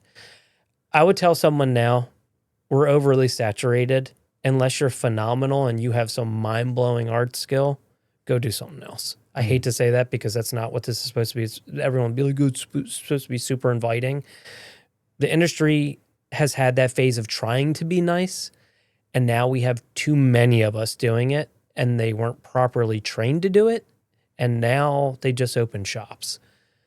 So it's, hey, let me get these other 2 guys that were never properly trained, and we can just open up a shop here, and we'll wing it out as long as we possibly can. Well, now they're closing. You know, that was, I think I told you, this is what COVID did to us. This is, everyone was at home, and what am I going to do? And, well, I'll just be a tattoo artist. And it's like, that's great. It was a cool idea, but it's a lot more than just holding a tattoo machine and drawing on people. And I tell my daughter all the time, she's, for almost 12 years old, phenomenal artist for her age. Tell her, do not do what Dad does. It's just, it's good. Do something else. It's just, I hate to, I don't know. I feel bad saying that, but if I look back now, it's that talent of like an artist is also other stuff. You could do so much with it. Like if she honed it, I mean, you could be an architect. You know what I mean? Like there's like other outlets. It's just not, I do art, I need a tattoo. No, there's so many other things you could do with it. Freelance art, I would probably still say no, but... Yeah, that's interesting to see because what you're really talking about is the underlying skill is the art. Yeah. The skill they learn is how to put... Like, I joke about this sometimes. I say, I pay Chris to put the ink in my skin. Yeah. Like, that's the skill I'm paying for. And I'm going to pay a ridiculous amount of money for that because you can't pick it up. Like, yeah. You know, like, you can't mess that up, right? I'm paying for that level of skill where, like, clean lines, steady hand, good conversation, and nice everyone's atmosphere. skin's different. You need to know skin. Yeah. I think I would, at that point, agree on the same thing with bodywork. Would I tell someone to be a therapeutic body? No, unless you want it. Unless it's like what drives and motivates you. It's not like, hey, my mom said I need to do something with myself, and she says I have really cool art. Yeah. No, don't do it. Right? Like, it's like Adam is the prime example of who the next generation of tattoo artists should be, in my eyes. He came new. He came kind of learning. He came into the shop. He saw an artist that was in the shop that was like, wow, this guy's stuff's super nice. I want a tattoo like that someday. Like that. Or you really want to be like, I want to surpass that guy. If you want to get better, that's if you're your mentor, mindset. It's not bad, right? Like, oh, I want to be better. Oh, and then I'm better than you. It's not that. It's like, I want to be better than this guy, which makes you better. And then I think I was telling you this. He didn't like my art, but I'm the business owner. Revelation is where it's at through taking certain steps of making us different. And I think you just see it in someone that's like, oh, this guy knows how to run a business. He's busy. The shop, like, look at the shop. There's no other shop like this in the area. This guy over here, he's booked out for 6 months. He's making the paycheck I would love to have. Smush them together, and you have this artist that's like, that's the proper artist that's supposed to be in the industry, that's learning from around him, realizing what works, and not just like, yeah, I just do this. No, Adam just doesn't do it. Adam lives it. Will lives it. The guys at the shop live it. Like if you ask him, what'd you do last night? I was drawing, or I was oil painting. It's always something to make them better at the shop. And that's the person you're looking for, not the guy that's like, yeah, I like to tattoo. Why? It's cool. Right? Like, yeah, you know what else is cool? Being a professional baseball player. Yeah. Right? But I know I'm not going to put in the effort to be, the next, Ken Griffey Jr. or whatever. It's just, that's for certain people. Yeah. Yeah. Well, I think that like what you're talking about is the highly specialized nature of being a tattoo artist or the highly specialized nature of being a therapeutic body worker. There is a level of mastery that's required. And I like to do it from the business perspective. I tell everybody, like, I boardroom everything. I'm just a CEO in a boardroom, even if it's like in my own, Right. a session with someone. The best piece of advice I got from an entrepreneur mentor of mine was there is someone who does this for fun for 80 hours a week. Yeah. Don't compete with them. You're going to lose. Yeah. Or become them and be the best at your craft you can possibly be. Right? Like, that's the level we're at. Yeah, like you shouldn't be going into work and being like, oh, I'm going here again. Absolutely. Especially. But if you're in a wrong thing that requires a ton of effort, that's so quickly to end up in like, yeah, I don't want to do this. What are the things that, I mean, this might get too personal, but like, what are the things that make your day like, ugh? I wick that out. That's gone. You just get I love it, dude. I'm a business. I'm different. And I think this is what makes Revelation different in its broad name is I am a business owner first, tattoo artist second. It's going to sound weird. It doesn't mean I hate doing your tattoos or I'm not as good as another tattoo artist. Me, but I like running the business. I like watching you come into my business, whether I'm tattooing you or not. If Will's tattooing you, Adam's tattooing you, I will talk to you. I talk to everybody. That's my job. The amount of times I've seen you ask somebody about a family member or a thing and they're sitting in somebody else's chair and a conversation pops up. Yeah. How do I know that if they're not my client? Yep. Because they're Revelation's client. I'm a business owner first, and I think that's why shops die. I think there are artists that decided that they didn't want to work for somebody else, so they opened a business. Oh, this is one of my favorite things to talk about. There are certain people who should run a business, and there's certain people who should just be the masters of the skill. Yeah. I like to own businesses. I just happen to be one of the most highly skilled in the country. I'll be completely honest about it. I'm getting tired. I'm almost 20 years into my career. Bodywork is slowly not being my thing so much. I'm just really good at it. That's why I train my apprentices. I have other creative venture stuff I want to go do. Yeah, I mean, that's just time. Right? That's just time, right? But it requires someone like myself or someone like yourself who knows that level of the industry at the skill level to run the business successfully, but then want to run the business. Right. And that's where I don't think it's really hard to get both pieces of that. Right. So I may not tattoo as much as the rest of the guys in the shop, but I guarantee you I'm working just as right. And that's what's really hard. And I think my guys that I have now know that because when they asked me, I said, yo, guess what I did last night? I was up till 2 a.m. What are you doing up till 2? SEO. All right. Like it's this stuff. Oh, what are we doing? I was up with, I'm not going to give away my secrets. I was doing this last night. Marketing's now completely different. Well, how? Well, this is how. Let me know if you see it. Man, I'm getting more appointments than I ever have. Wow. Right? Yeah. I get I'm not tattooing as much, but I'm like that. This isn't like ego. I'm the magic dust in the air that I'm trying to blanket everybody. I want to see Hannah super busy. That means she's done her job as an artist that people like her stuff. And then they like together. It's like baking a cake, man. It's like, and I think that's huge to me is like, I've learned the secrets of how to keep clientele coming to us and not other people. I mean, that's the game of word of mouth advertising and owning a business. Yeah. Like if you love your business, I love Revelation Tattoo. Even if I did, like, I don't know, the guys always say, like, what if you didn't tattoo anymore? And I said, I don't know, because I think there's a certain level that I could come in and I could hang out. Say I didn't tattoo. This is what they're saying. Like, you didn't tattoo anymore, what would you do? And I was like, I'd love to keep the shop, but I feel like me owning the shop and being in the mud with them tattooing speaks louder than just... Yeah, I'm floating around the shop and collecting money to pay bills. Yeah. I don't want to be that guy.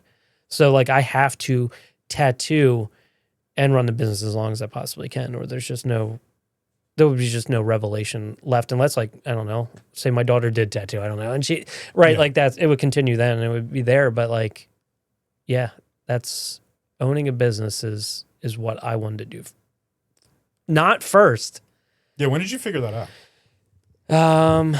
Probably when I realized. So, man, Will and I I will tell you this all the time. This is what tattoo artists don't know nowadays is we took it over. We started working and it was like we'd spend hours racing RC cars around in the parking lot, having, baseball catches. That was our entry to the tattoo industry when we started. So to me, that was fun. You're hanging out with your best friend and possibly getting paid today to race RC cars around. And now it turned into like, still work with him 15 plus years later. And it's like, he's very well off. His family's taken care of. The shop is thriving. We're one of the highest rated studios in the area, not just because we are. It's like, there's a reason we are. Everyone in the shop. Like, I think when I started seeing the little things we were putting together was like, man, I really like owning a successful business. Yeah. And that became like, I think it's like, that's what keeps me up at night. Is like, this needs to be successful or I'm shutting it down. And that comes, I come from a family of all business owners too. So watching my brother, who's now retired from a very successful business he built from scratch, is if I can't put out the same level of work or want to do that long term, I'm just not going to keep it around. So the name can just, like, the name will finish itself as like, yeah, I remember that place. Place was awesome. Like when you end this, do you just want to, was like, yeah, Phil used to be there all the time. And, well, he's not there, but like these people are, it's like, it's, unless they own it, that magic dust is gone. You carry that dust, man. It's like, I made the separation recently. That was actually 2025. I made the separation of I'm Phil Gabranth, personal brand. Stoic is its own brand. Okay. Because I saw where Stoic could go, and it can't just be me. Right. If I don't train apprentices, if I don't build systems, if I don't, like, I have an 80-page manual on how to train someone in any light. If it's the person who wants to lose some weight, is it a new professional? We just trained, we did some training for a kid who got signed to play baseball in Australia. Awesome. Right? Like, but there's a manual for that. It doesn't have to be me doing it. It's not me. We have a trainer here that does that.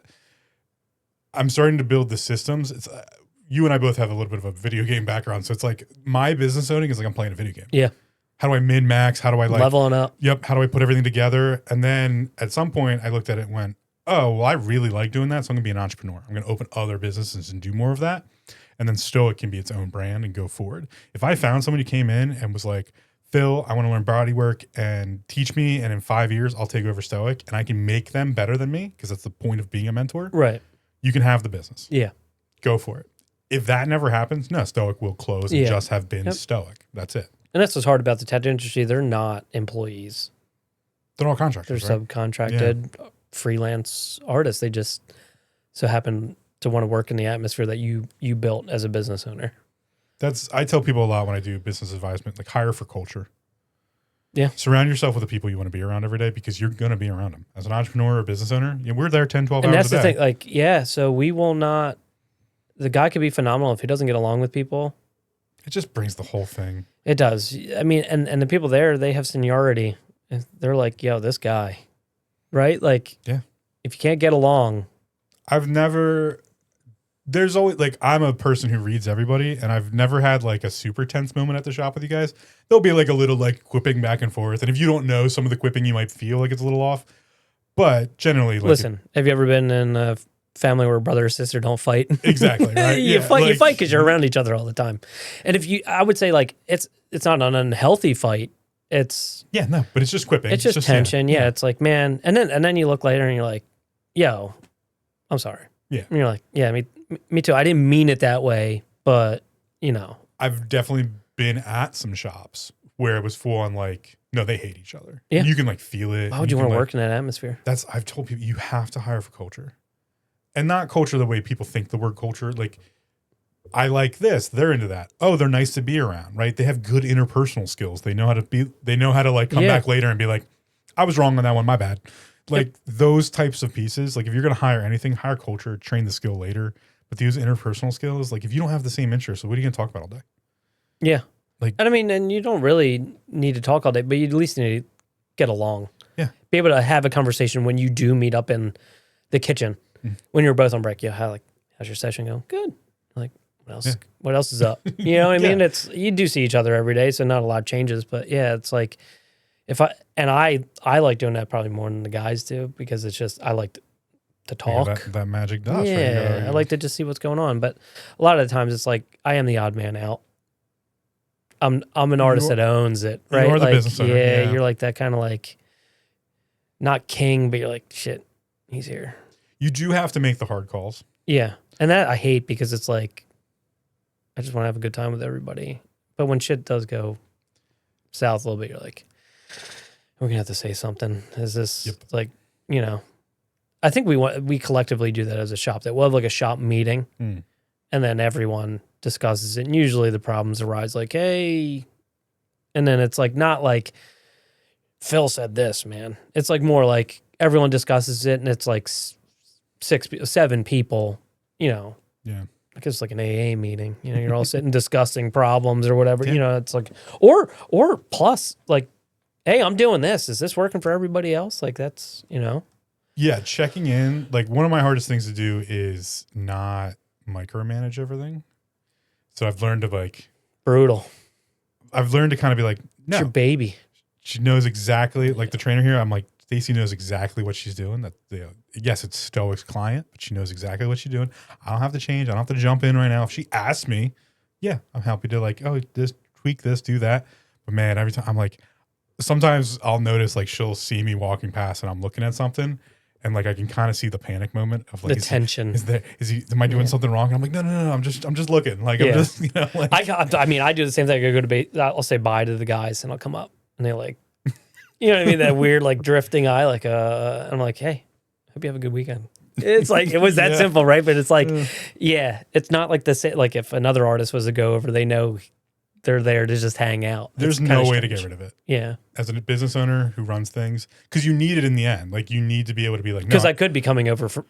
I'm making this call. This is happening. Yeah, but 99% of the time in the shop, the guy should know that. I'm not coming. Yeah. If you're doing what you're supposed to be doing, there's no reason that Chris is coming over to say anything. It's a weird. Do you have I have this weird personality game thing.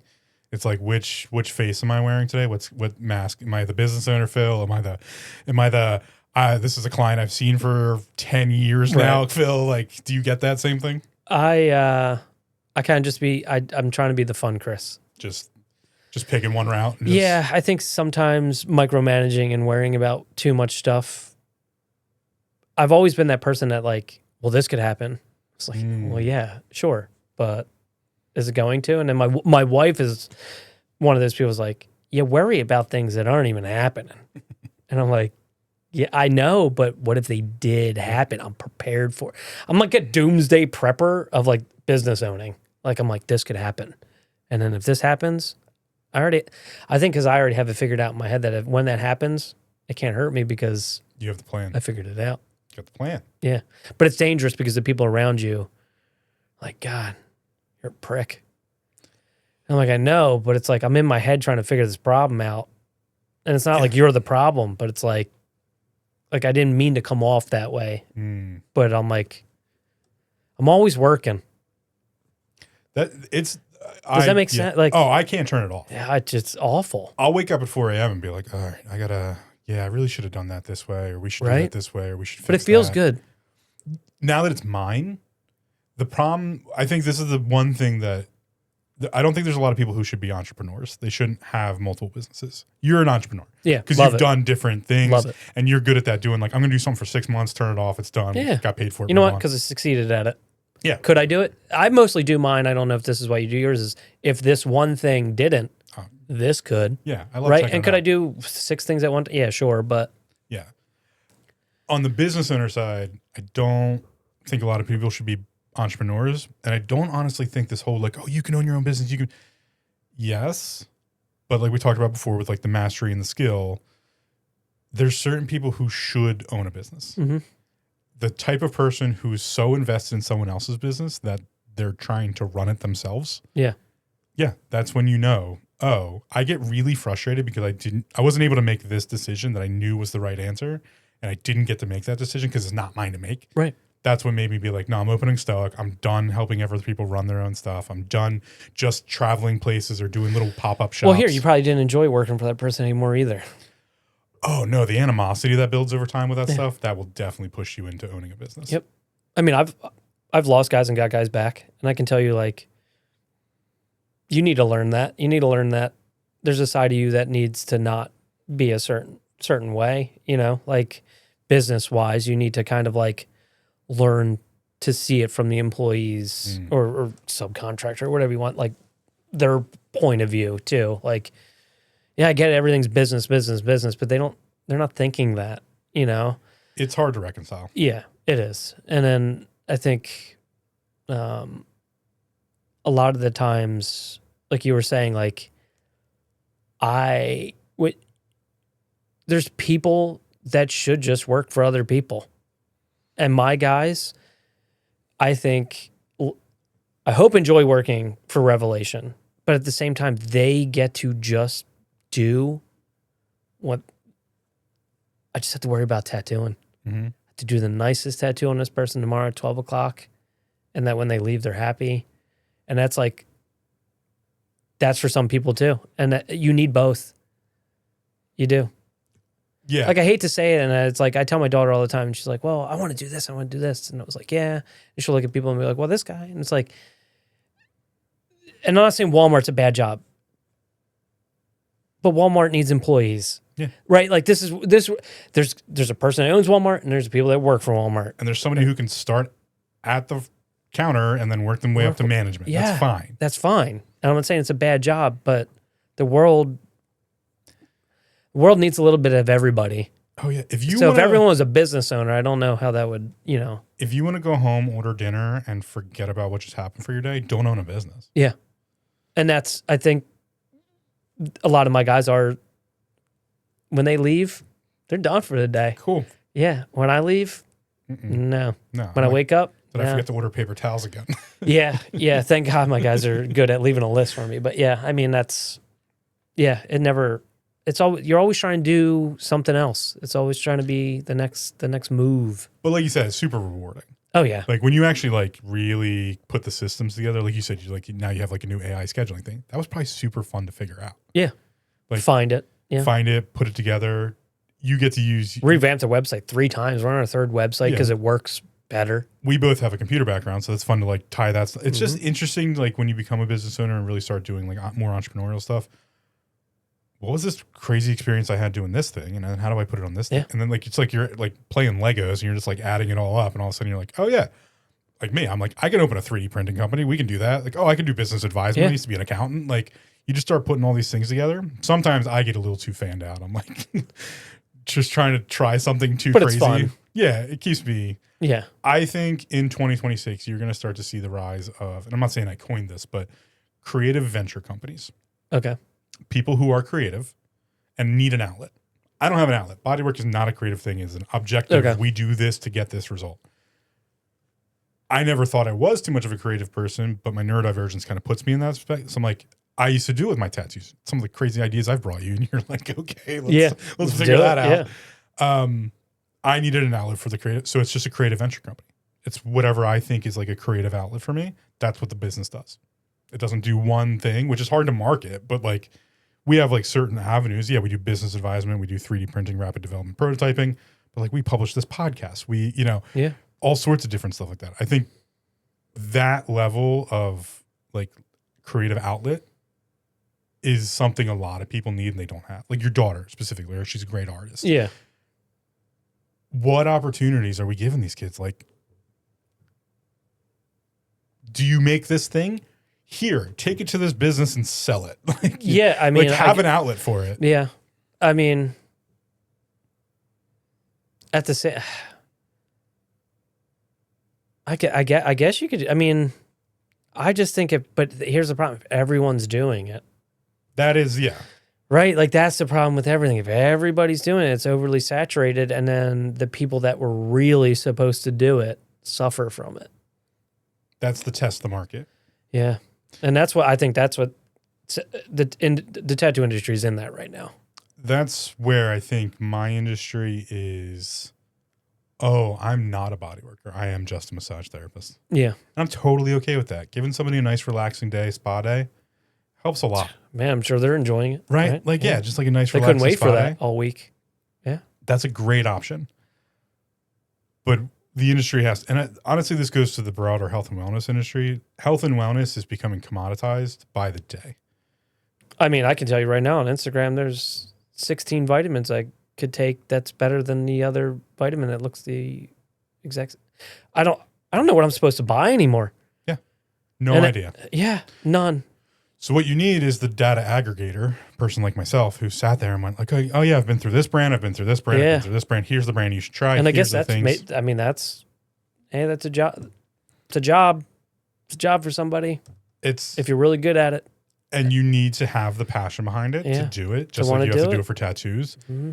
This commoditization of the market for health and wellness is going to change a whole bunch of things. You can't just own a gym anymore and be like, yeah, you have access to my gym. It's like, no, you need to own a gym with really good trainers. Yeah. Just like you needed to own a tattoo shop. This is the line of supplements that you should be taking. We've tried this. Yeah. It's funny to think that, I don't know if you've seen this over the years, the tattoo industry, now that I look back on it, has kind of been like that forward thinking, like, oh yeah, it's not about having a cool shop with a cool atmosphere. It's about having good tattoo artists. Yeah. Right? Like, how much of the marketing side of things have you seen that, like, you do it in the tattoo industry and then all of a sudden you start to see it in a broader aspect?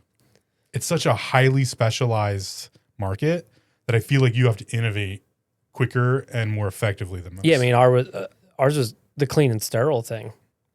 You said it right off the bat. The first things I had printed when we went to that shop was right on the windows: professional, sterile, affordable. I remember it. They were man, I still do because I think I left them there, but I don't know if I took. No, maybe I did take them off. But they were the three words that I thought was the most important thing because I just think that they are like the foundation of what a like. You should only have professional artists in there, not someone that's a hack job doing whatever just so you can make money. A lot of the shops fill them with people that don't know how to tattoo. We get it with people who actually don't have a cert, like a NASM or an ACE cert to do physical training. There's a lot of physical trainers out there that gyms or places say like, oh yeah, we have physical trainers. They're not certified. Did you look to see if they had a certification? Yeah. Like, and people don't because they're not doing the research. It's because people look cool. Yeah. Right? Like they go, oh, like that person's got muscles. I want to train with that person. That's fine.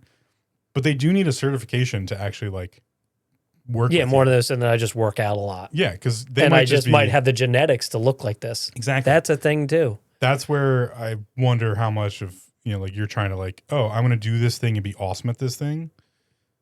The Instagram, people see the cool floating skull with the flames and like, they're like, oh, that's really awesome tattoo. That must be a really good tattoo artist. Like, nah, maybe not. So here's something. I mean, maybe when people respond is the new thing is I need to entertain people now. Oh, the experience? Well, no, I need to be an online jester. Oh, yeah. To even make you look at my stuff. The influencer. I'm not saying I'm not going to do that, but I'm not going to do that. Like, I don't want people to be like, he said he wasn't going to do it, now he's doing it. But it's like that, like, if you want to stay busy, you need to, you just can't post tattoos. And like, I think what I'm going to start doing is just posting who I am.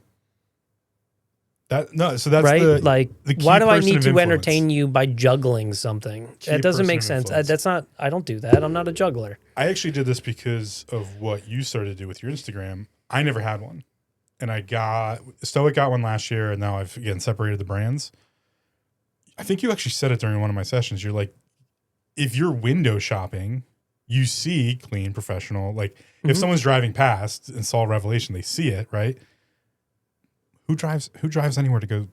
You're now you were closed shop at the time. Like, and no, they go to your Instagram. You were actually one of the reasons I created the Instagram page, just to be like, that's where people are window shopping. I have to have some sort of presence to be like, oh, hey, But now they want to be entertained while they're at your window. And so this is where I have a huge thing with being a key person of influence in the industry compared to being an influencer. I could care less about being an influencer. Mhm. I don't do cool shit. Yeah. I do cool things for myself. I think you're fun. They're not entertaining. You want to sit here and watch me edit this podcast? No. It's so I mean, boring. there is a market for it. Sure. Right. But they just want to know the tips and tricks so they could do it too. They don't Yeah. really care what you're doing. If it'd be cool to have a stream to watch someone get tattooed for 5 minutes. Right. Right. The end where it all comes together and you see the color and like it all looks. I just see like it's like these collage of videos, just like I don't like you need to tell a story now every time you post something. Yeah. It's like I did this. This was my journey. I mean, I don't have it in me to do it. I just don't. The problem is people watch that and then they don't do the thing. I can't stand, like, I hear these young kids that watch streamers. Like, we see in the video game time all the time, like Twitch streamers. I'm not going to watch a Twitch streamer play my favorite game and not play it. Yeah, it's weird. I don't really That's game like the much new thing anymore, nowadays, though. But like, it'd be like watching professional soccer or watching professional golf. It'd be like you watching the PGA and then never going golfing. Yeah. It's weird. People do that. Yeah, they do that. Like that, like they just, I guess they get the dopamine rush for it or something like that. But you never want to try it. yeah, It's weird. as a key person of influence in the industry, I don't do the influencer thing. I don't show, like, if I ever record a session with one of my clients, I move like this much. Right. It doesn't look cool or fun or fancy when we're out and we do, like, I go down and do stuff with, we go down to the Power Build gym and we like do on floor work with the Power Build, like lifters and stuff. That's quick and fun and fancy because you kind of have to make it like you're full of a room full of people. It's like a convention kind of, but like the day-to-day grind is boring. So instead, I'm a key person of influence. I train my apprentice. If I have something to say about the industry, I'm going to make one post a month about it. And that's the answer. That's the answer. Yeah. We are commoditizing the health and wellness industry. I'm telling you right now, it's happening. I will post this on my Instagram of me just saying that right now. That's all you're getting out of me for the month. I mean, I think this podcast is a cool idea. I think that's why I was like, yo, if you need somebody, because I think this is you seeing who that person is. Yeah. I think that's more important than me being the town jester trying to entertain. Like, hey, I'm a regular dude that try to make the best business for you to show up to. Yep. And when you come in, that's the experience you should have. And if you don't, let me know because it will be fixed. Yeah. Not only that, this is exactly what you're going to get. Yeah. This is like a conversation we would have had during and one of my sessions. And if you're in my chair, you could do we're having a podcast that's not recorded in my chair. You know what I mean? Like, yeah. And I will remember, what is it, an elephant? Elephant's got the memory? Who's got the memory? Is he the dude? Yeah, the elephant. I'm pretty close to an elephant. Oh, you brought up some things I've been like, how did he remember that? Yeah, the guys look at me sometimes like, how do you remember that about my client? I was like, dude, I don't know, but I find it important when I think people like to talk. And when you get them talking, they like, so I try to remember what your kid's up to or your mom, whatever it is. But it's so instead of like selling the experience online through Instagram or through like some sort of video, go get a tattoo. Buy Chris. He's awesome. Yeah. That's what I'm selling to you in my chair. Like I'm selling you not only to get an awesome tattoo. I brought my mom. He was super nice to my mom while my mom sat there. It's a whole experience, man. And it's like that to me is what's important. I think that's what I'm selling. I sell word of mouth. Yeah.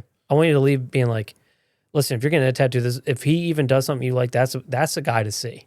He's the one to see. And if he doesn't do it, he's got someone in the shop that could do it. And that's the difference between Revelation being a brand and then like Chris Pincus Tattoo. Like, Yeah. like, but yeah, it's that people, I think the switch, like Gen Alpha's unplugging. I don't know how much your daughter, like, I'm sure she does online stuff, but like, I find Gen Alpha's kind of unplugging. The younger kids are kind of like, no, I want to go do this thing. Take me to go do this thing. Yeah, she's but she watches it and then wants to do it. Yeah, so that's what we're missing, right? Right. I wonder how many people watch Ink Master and never get a tattoo.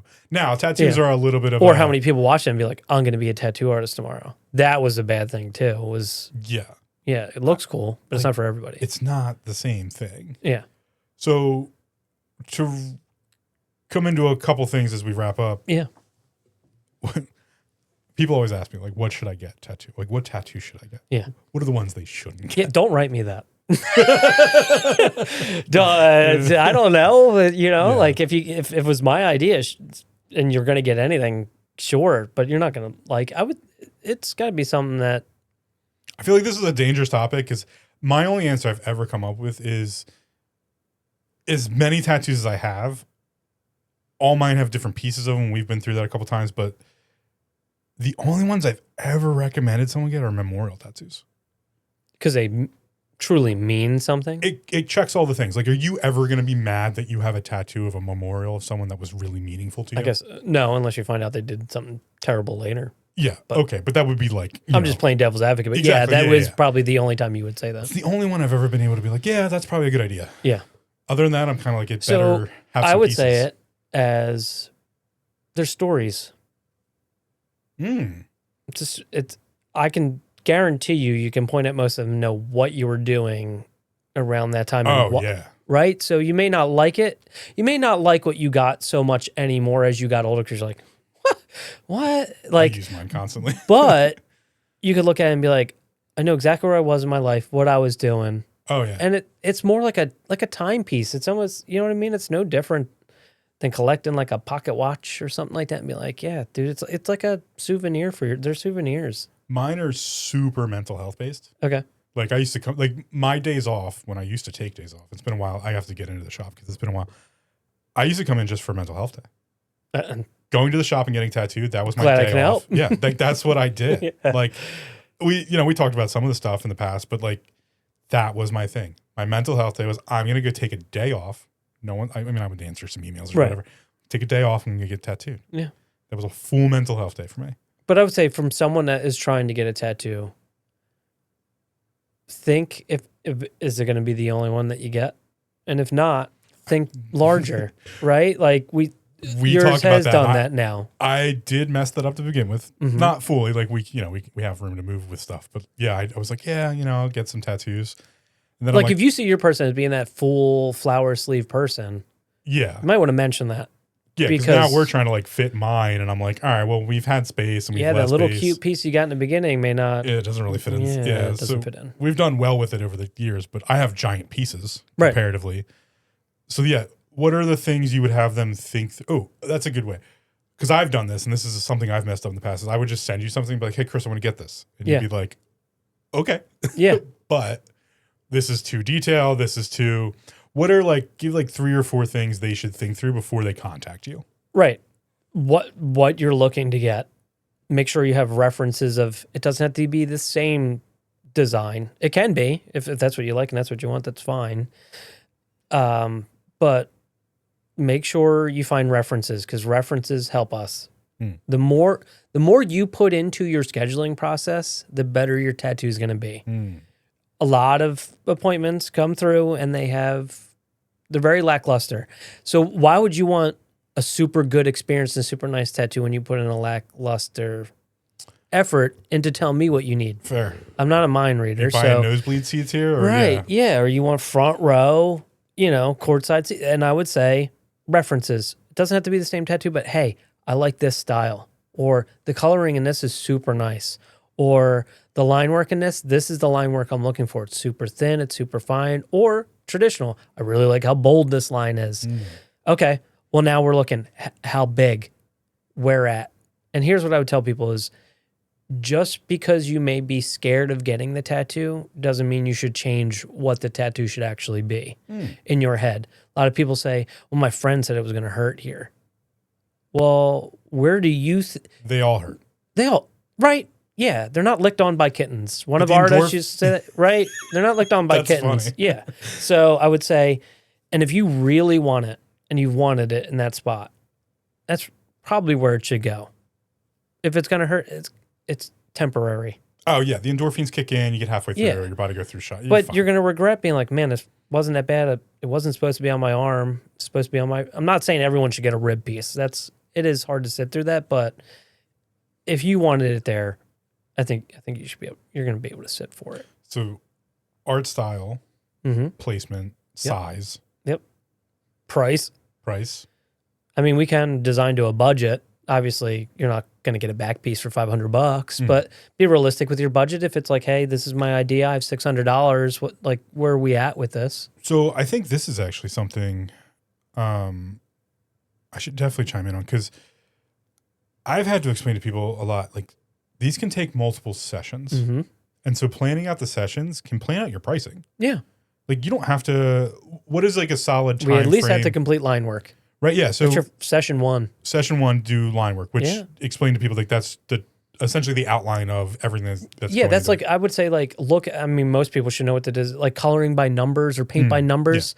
That your first session is us giving you that canvas of the lines with the numbers all over it, right? That could be your first session, and you could pay just $300-$400 for that. Yeah. And I have on my left eye, we're still working on it, I have one that's been line work for like 2 years now. Yeah. And honestly, if the line work's good, like, it's still, like, I like it. Like, it looks, you can live with it, yeah, right? you can live with it. Like, so I think you can space it out, right? If you have $200 a year or $400 a year, I think you should tell your artist that. Does that make sense? Like, is that like, hey, my as long budget as we have enough to is- get you started. Yeah. Right? Like, hey, the line work, if what you have is $300 today and you're looking for like a forearm piece, we can get the line work done. And then save up, 6 ask for a months from birthday now, present, Christmas, whatever it is, and say, I have another $300. What can we get done? Do you think that's a better option than being like, oh, let's make it this big? Yes. Okay. You're going to regret shrinking that to a budget, but some people, I mean, some people only see like, I want to spend $300 on it and that's it. There's those people. Okay. Right? So you can't say like, you shouldn't get it small because you only have $300. But if they're worried about price and they want big this still, big, just break it up in sessions. Okay. Yeah. No one's forcing, and I don't want to sit that whole time either. Another thing you should ask your artist, how long should a session be? Yeah. And they're gonna range depending on what you're getting. But I mean, if you're getting something big, it's gonna be broken up. I've never found a way to make a comparison to let people know like what they can sit through. Like, I can sit 8 hours if I had to. Obviously, we found out that's a stupid idea. You For both of us. Yeah, you shouldn't do that. And so now I'm, 4 would kind of be my max at this point, because my back is going to be like, you're stupid. Yeah. Why are you doing this? I haven't ever found a way to be like, this compares to this. Like, this much sitting and suffering through. Look, they are painful, but not terrible. But like, I've never found a way to be like, I can look at someone and be like, you can sit for this long. No. I think that you're just like one of those things you have to experience. I think people can sit. I just don't think they should sit for super long.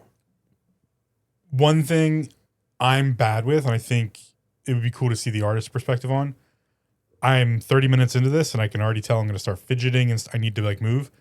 How they should just tell you, like, I'm going to need some breaks. Yeah. And that's fine.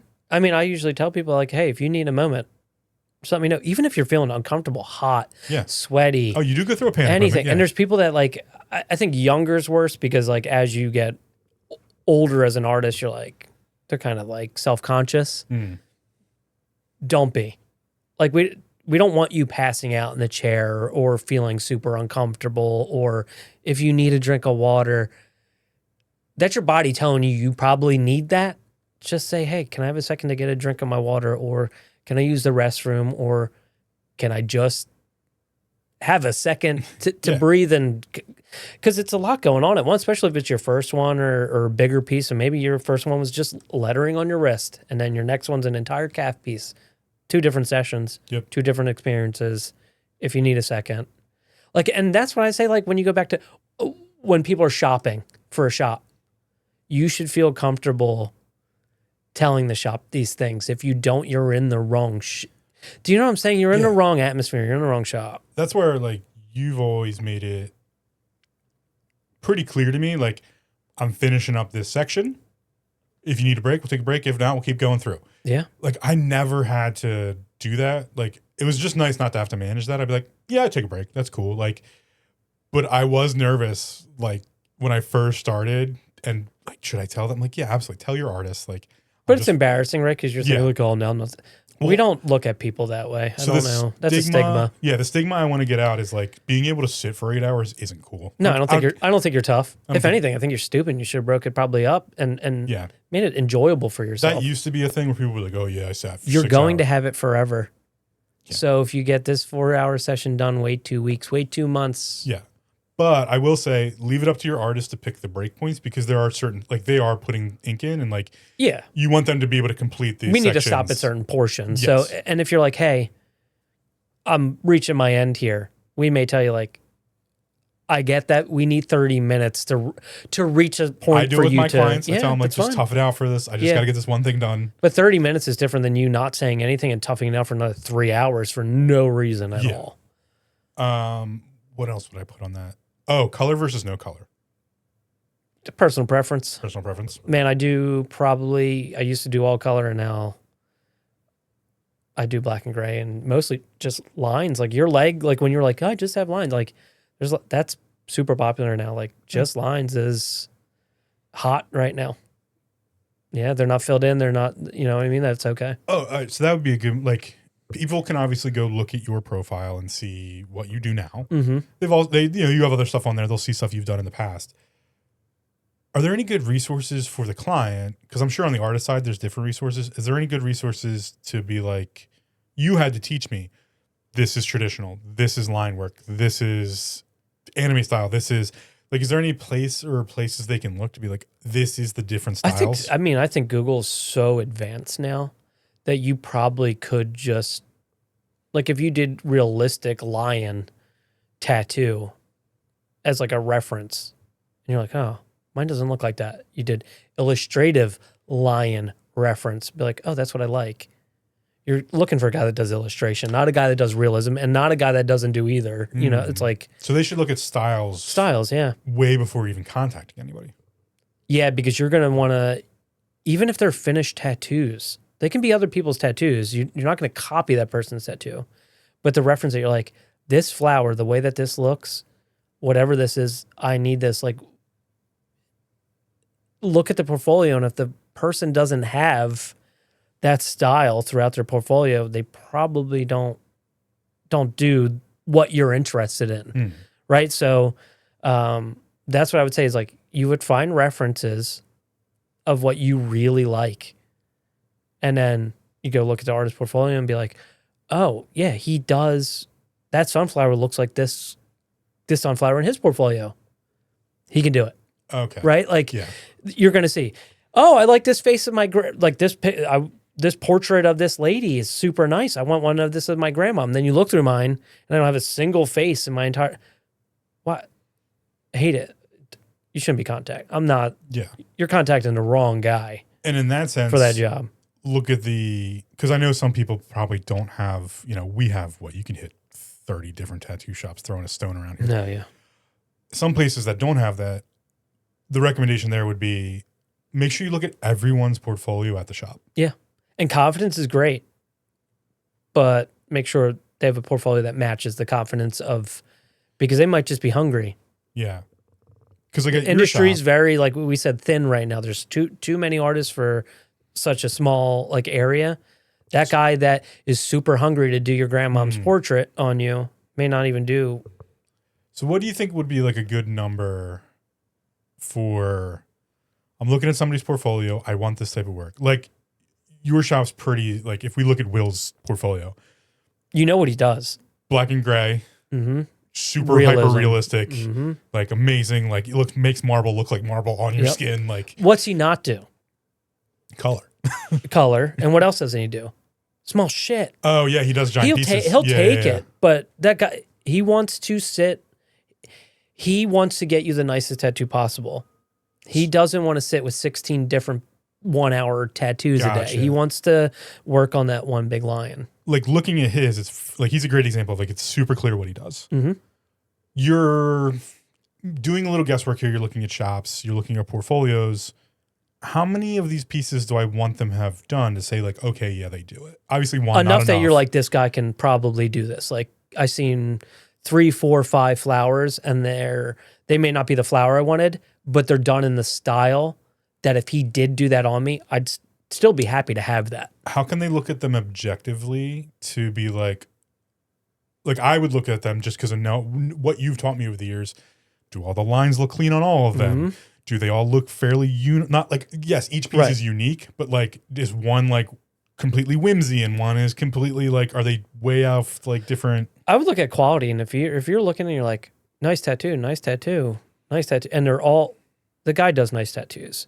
If you're looking, you're like, wow, that giraffe was really great.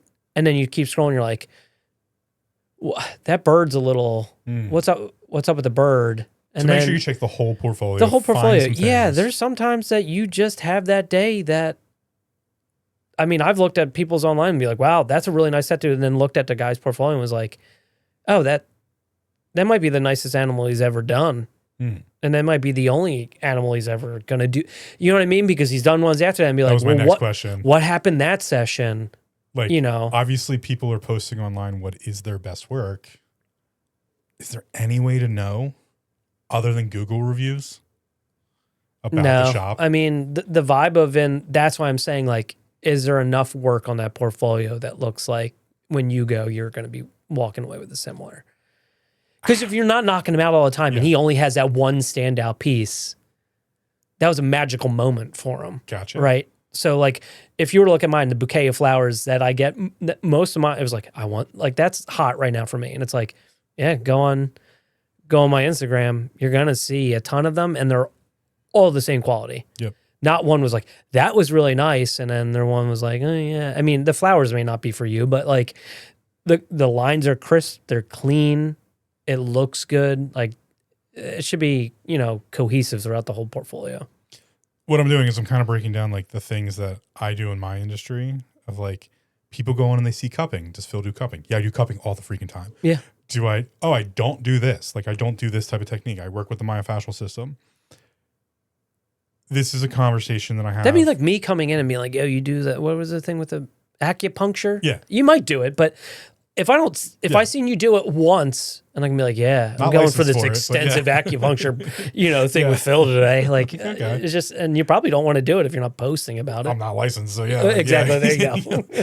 Some of these people probably shouldn't be licensed to do half the tattoos they're doing. I'm wondering if, like, licensure and tattoo wouldn't be the worst thing. We are a shop that says 100%, as long as they don't try to destroy our industry with weird stuff. But no, just like basic, like sanitary, like just all the basics. I guarantee you, looking right at the camera here, there's a lot of shops in this area that would close if that was.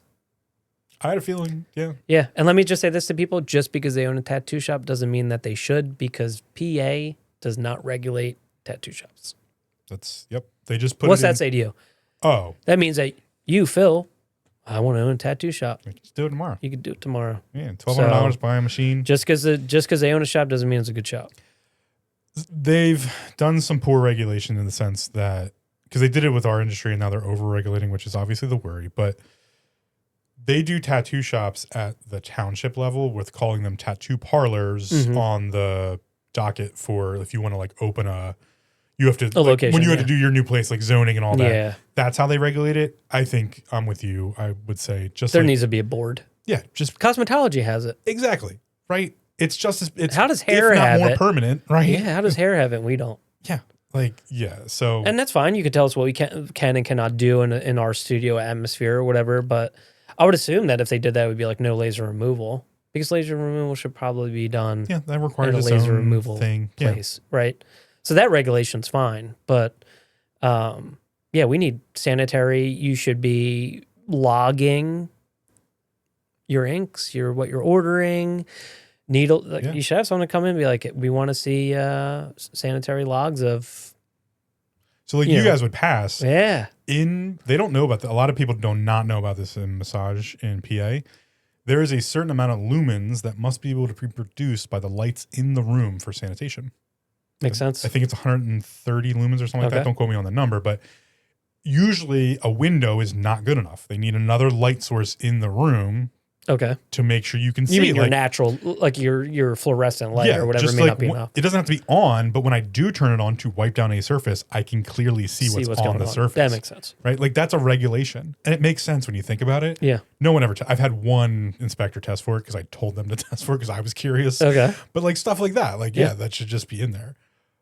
Let's talk about the hard part of all this when the client comes in, because I talk about this a lot. I can't stand the woo-woo nonsense that's sold as therapeutic, right? So I talk a lot about, like, Reiki at a distance. I don't believe it.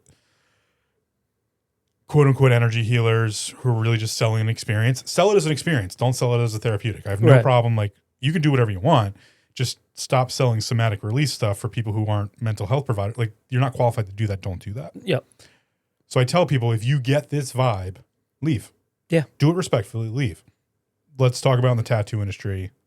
Because I used to get in the spa all the time. Woman comes in, she's feeling a little uncomfortable, and she never says anything. Yeah. I used to, it hurts my heart to hear like that they went through that. Okay. Because they didn't have the knowledge to be like, no, get up.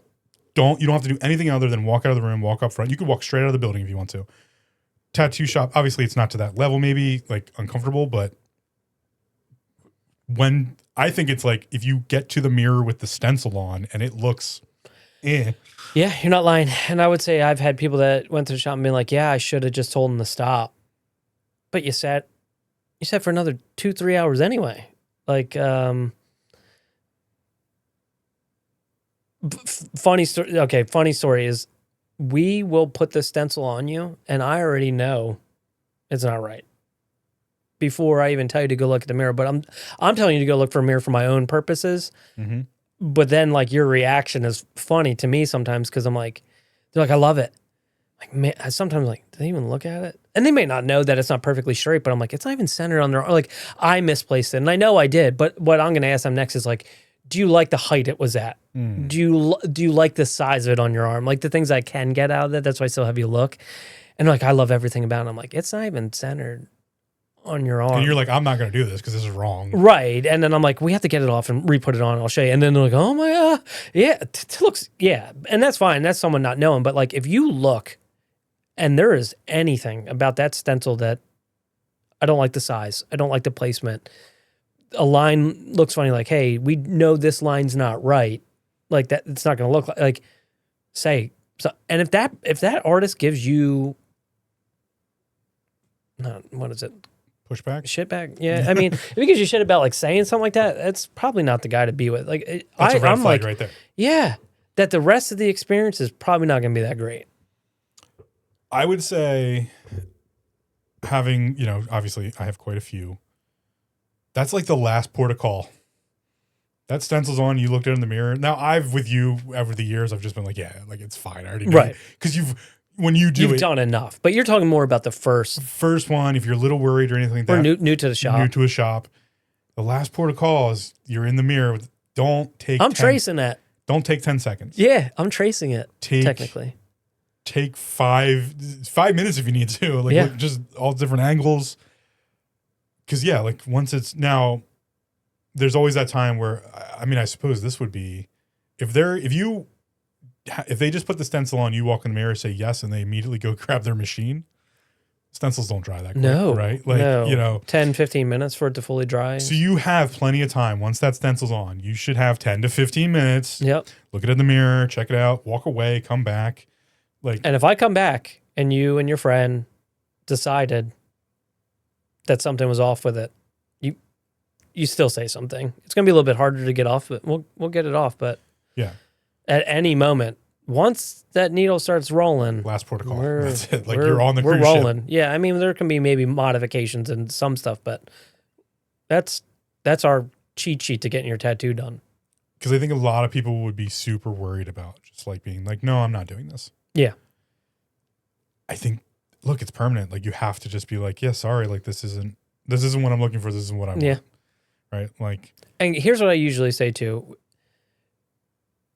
It's cool to get a tattoo. No, what I've learned getting older, this is everything in general.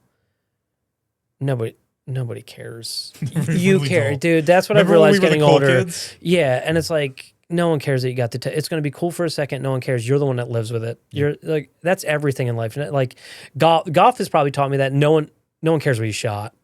It's not their score. Like it's nice to be like, I took first. Like that was great. You shot really like a score, but my dad doesn't care what I shot when I like, oh, great job, buddy. Like, you know what I mean? It's like you that cares. This is like the thing that I carry in life now is like, you care, other people don't.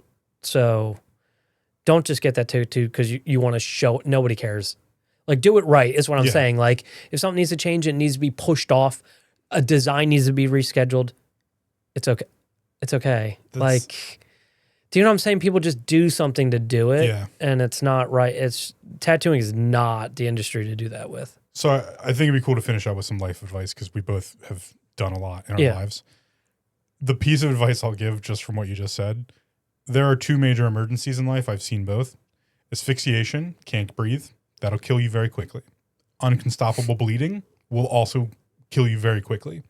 Outside of those two things, pardon my French, fuck it, I don't really care that much. Yeah. Like I care, but like it's nonsense. Like you're not going to die immediately in my arms. It's not my responsibility right now. Like, yes, I'm going to do everything I can to like help you therapeutically, or like if it's a moment of a situation, like I've been out places and someone injures themselves and like I just walk over, I'm like, okay. Like the worst thing I can do is be like, oh, he's the medic guy and he's going to be all like, what's going on? No, if it's not asphyxiation, if it's not uncontrollable bleeding, there's probably plenty of time to figure out what's about to happen. You should take that time. You should sit with it. Yeah. Is there any life advice you'd like to, or interesting things that you've seen over the years? You're like, this is just stuff. I mean, I would just say,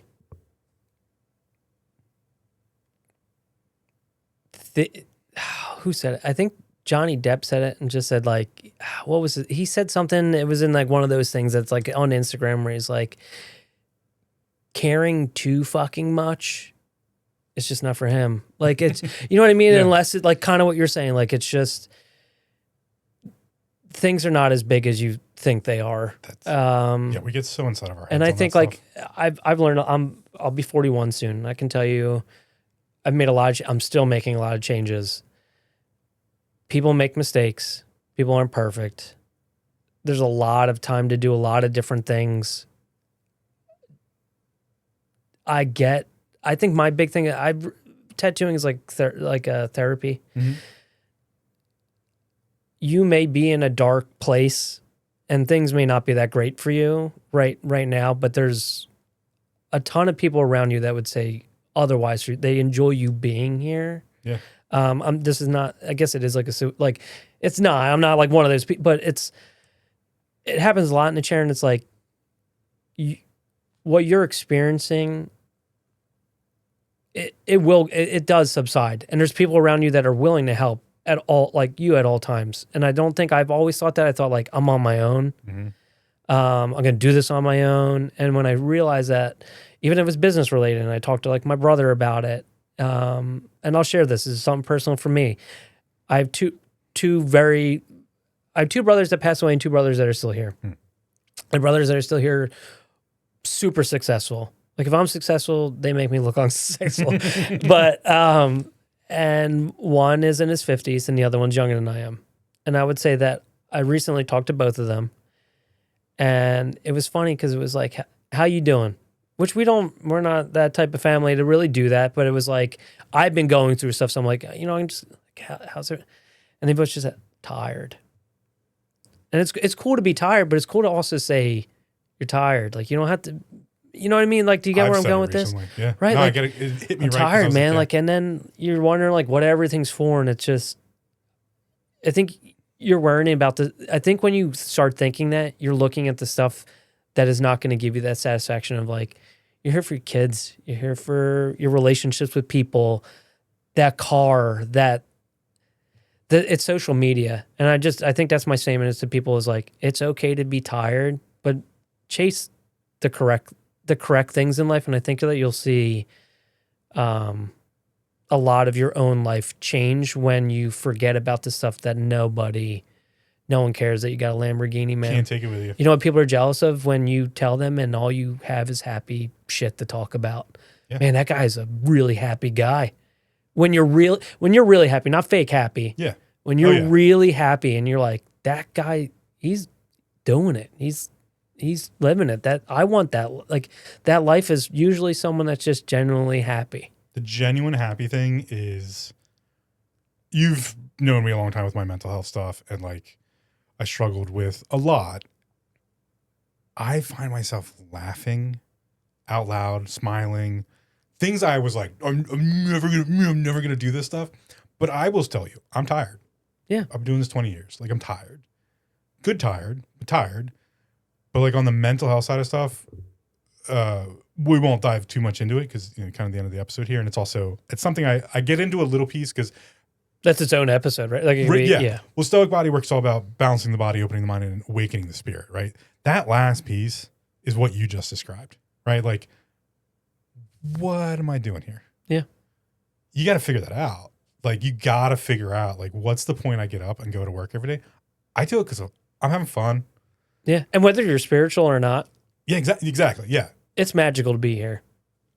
Amazing. It's your numbers, you would win the lottery before coming and having a life again, right? Yeah. Like, not going to go into that, but like, yeah. So why would you waste your next day being sad? Right. It's just not. Yeah. And I get it's hard for some people, but if you really think about it. Like, I always have to put the disclaimer, like, if you need mental health, you know, please go seek out. But like Chris said, like, I never realized how many people were around me that were like, man, Phil's really fucking cool. Yeah. And I was like, what are you talking about? Well, that's that mentality that we have is. Oh, the perspective change. Yeah. Stop caring what other people think. Once you start doing that, you'll realize that, man, life care what is you think. You're the narrator of your own. No one else is writing this story for you. No. So write the story you want to live and you want to be, telling other people about. If that's it, I mark mine with tattoos. If you want to, yeah. Like, how much of, that's an interesting way to leave this off. Like, how much of a storyteller do you feel like every time you put a tattoo on somebody? I've told gazillions of stories over you know what I mean? Right? Yeah. And I permanently ink that page into people's skin. So shouldn't that be such a masterful craft that only a few people do it? You would think so. Thanks, Chris. I really appreciate you coming on. Thanks, Phil. As always, you can head over to purebulk.com and use Stoic Bodywork for 10% off. 50% off your first order or 10% off any order after that. Thank you for joining us on this episode. As always, we focus on balancing the body, opening the mind, and awakening the spirit. Definitely listen to what Chris just said, because figuring out what your own life path is something that will change your perspective and the people's around you, so that you can actually be some happiness in the world, because we got way too much of that negativity and we don't need it. So take care.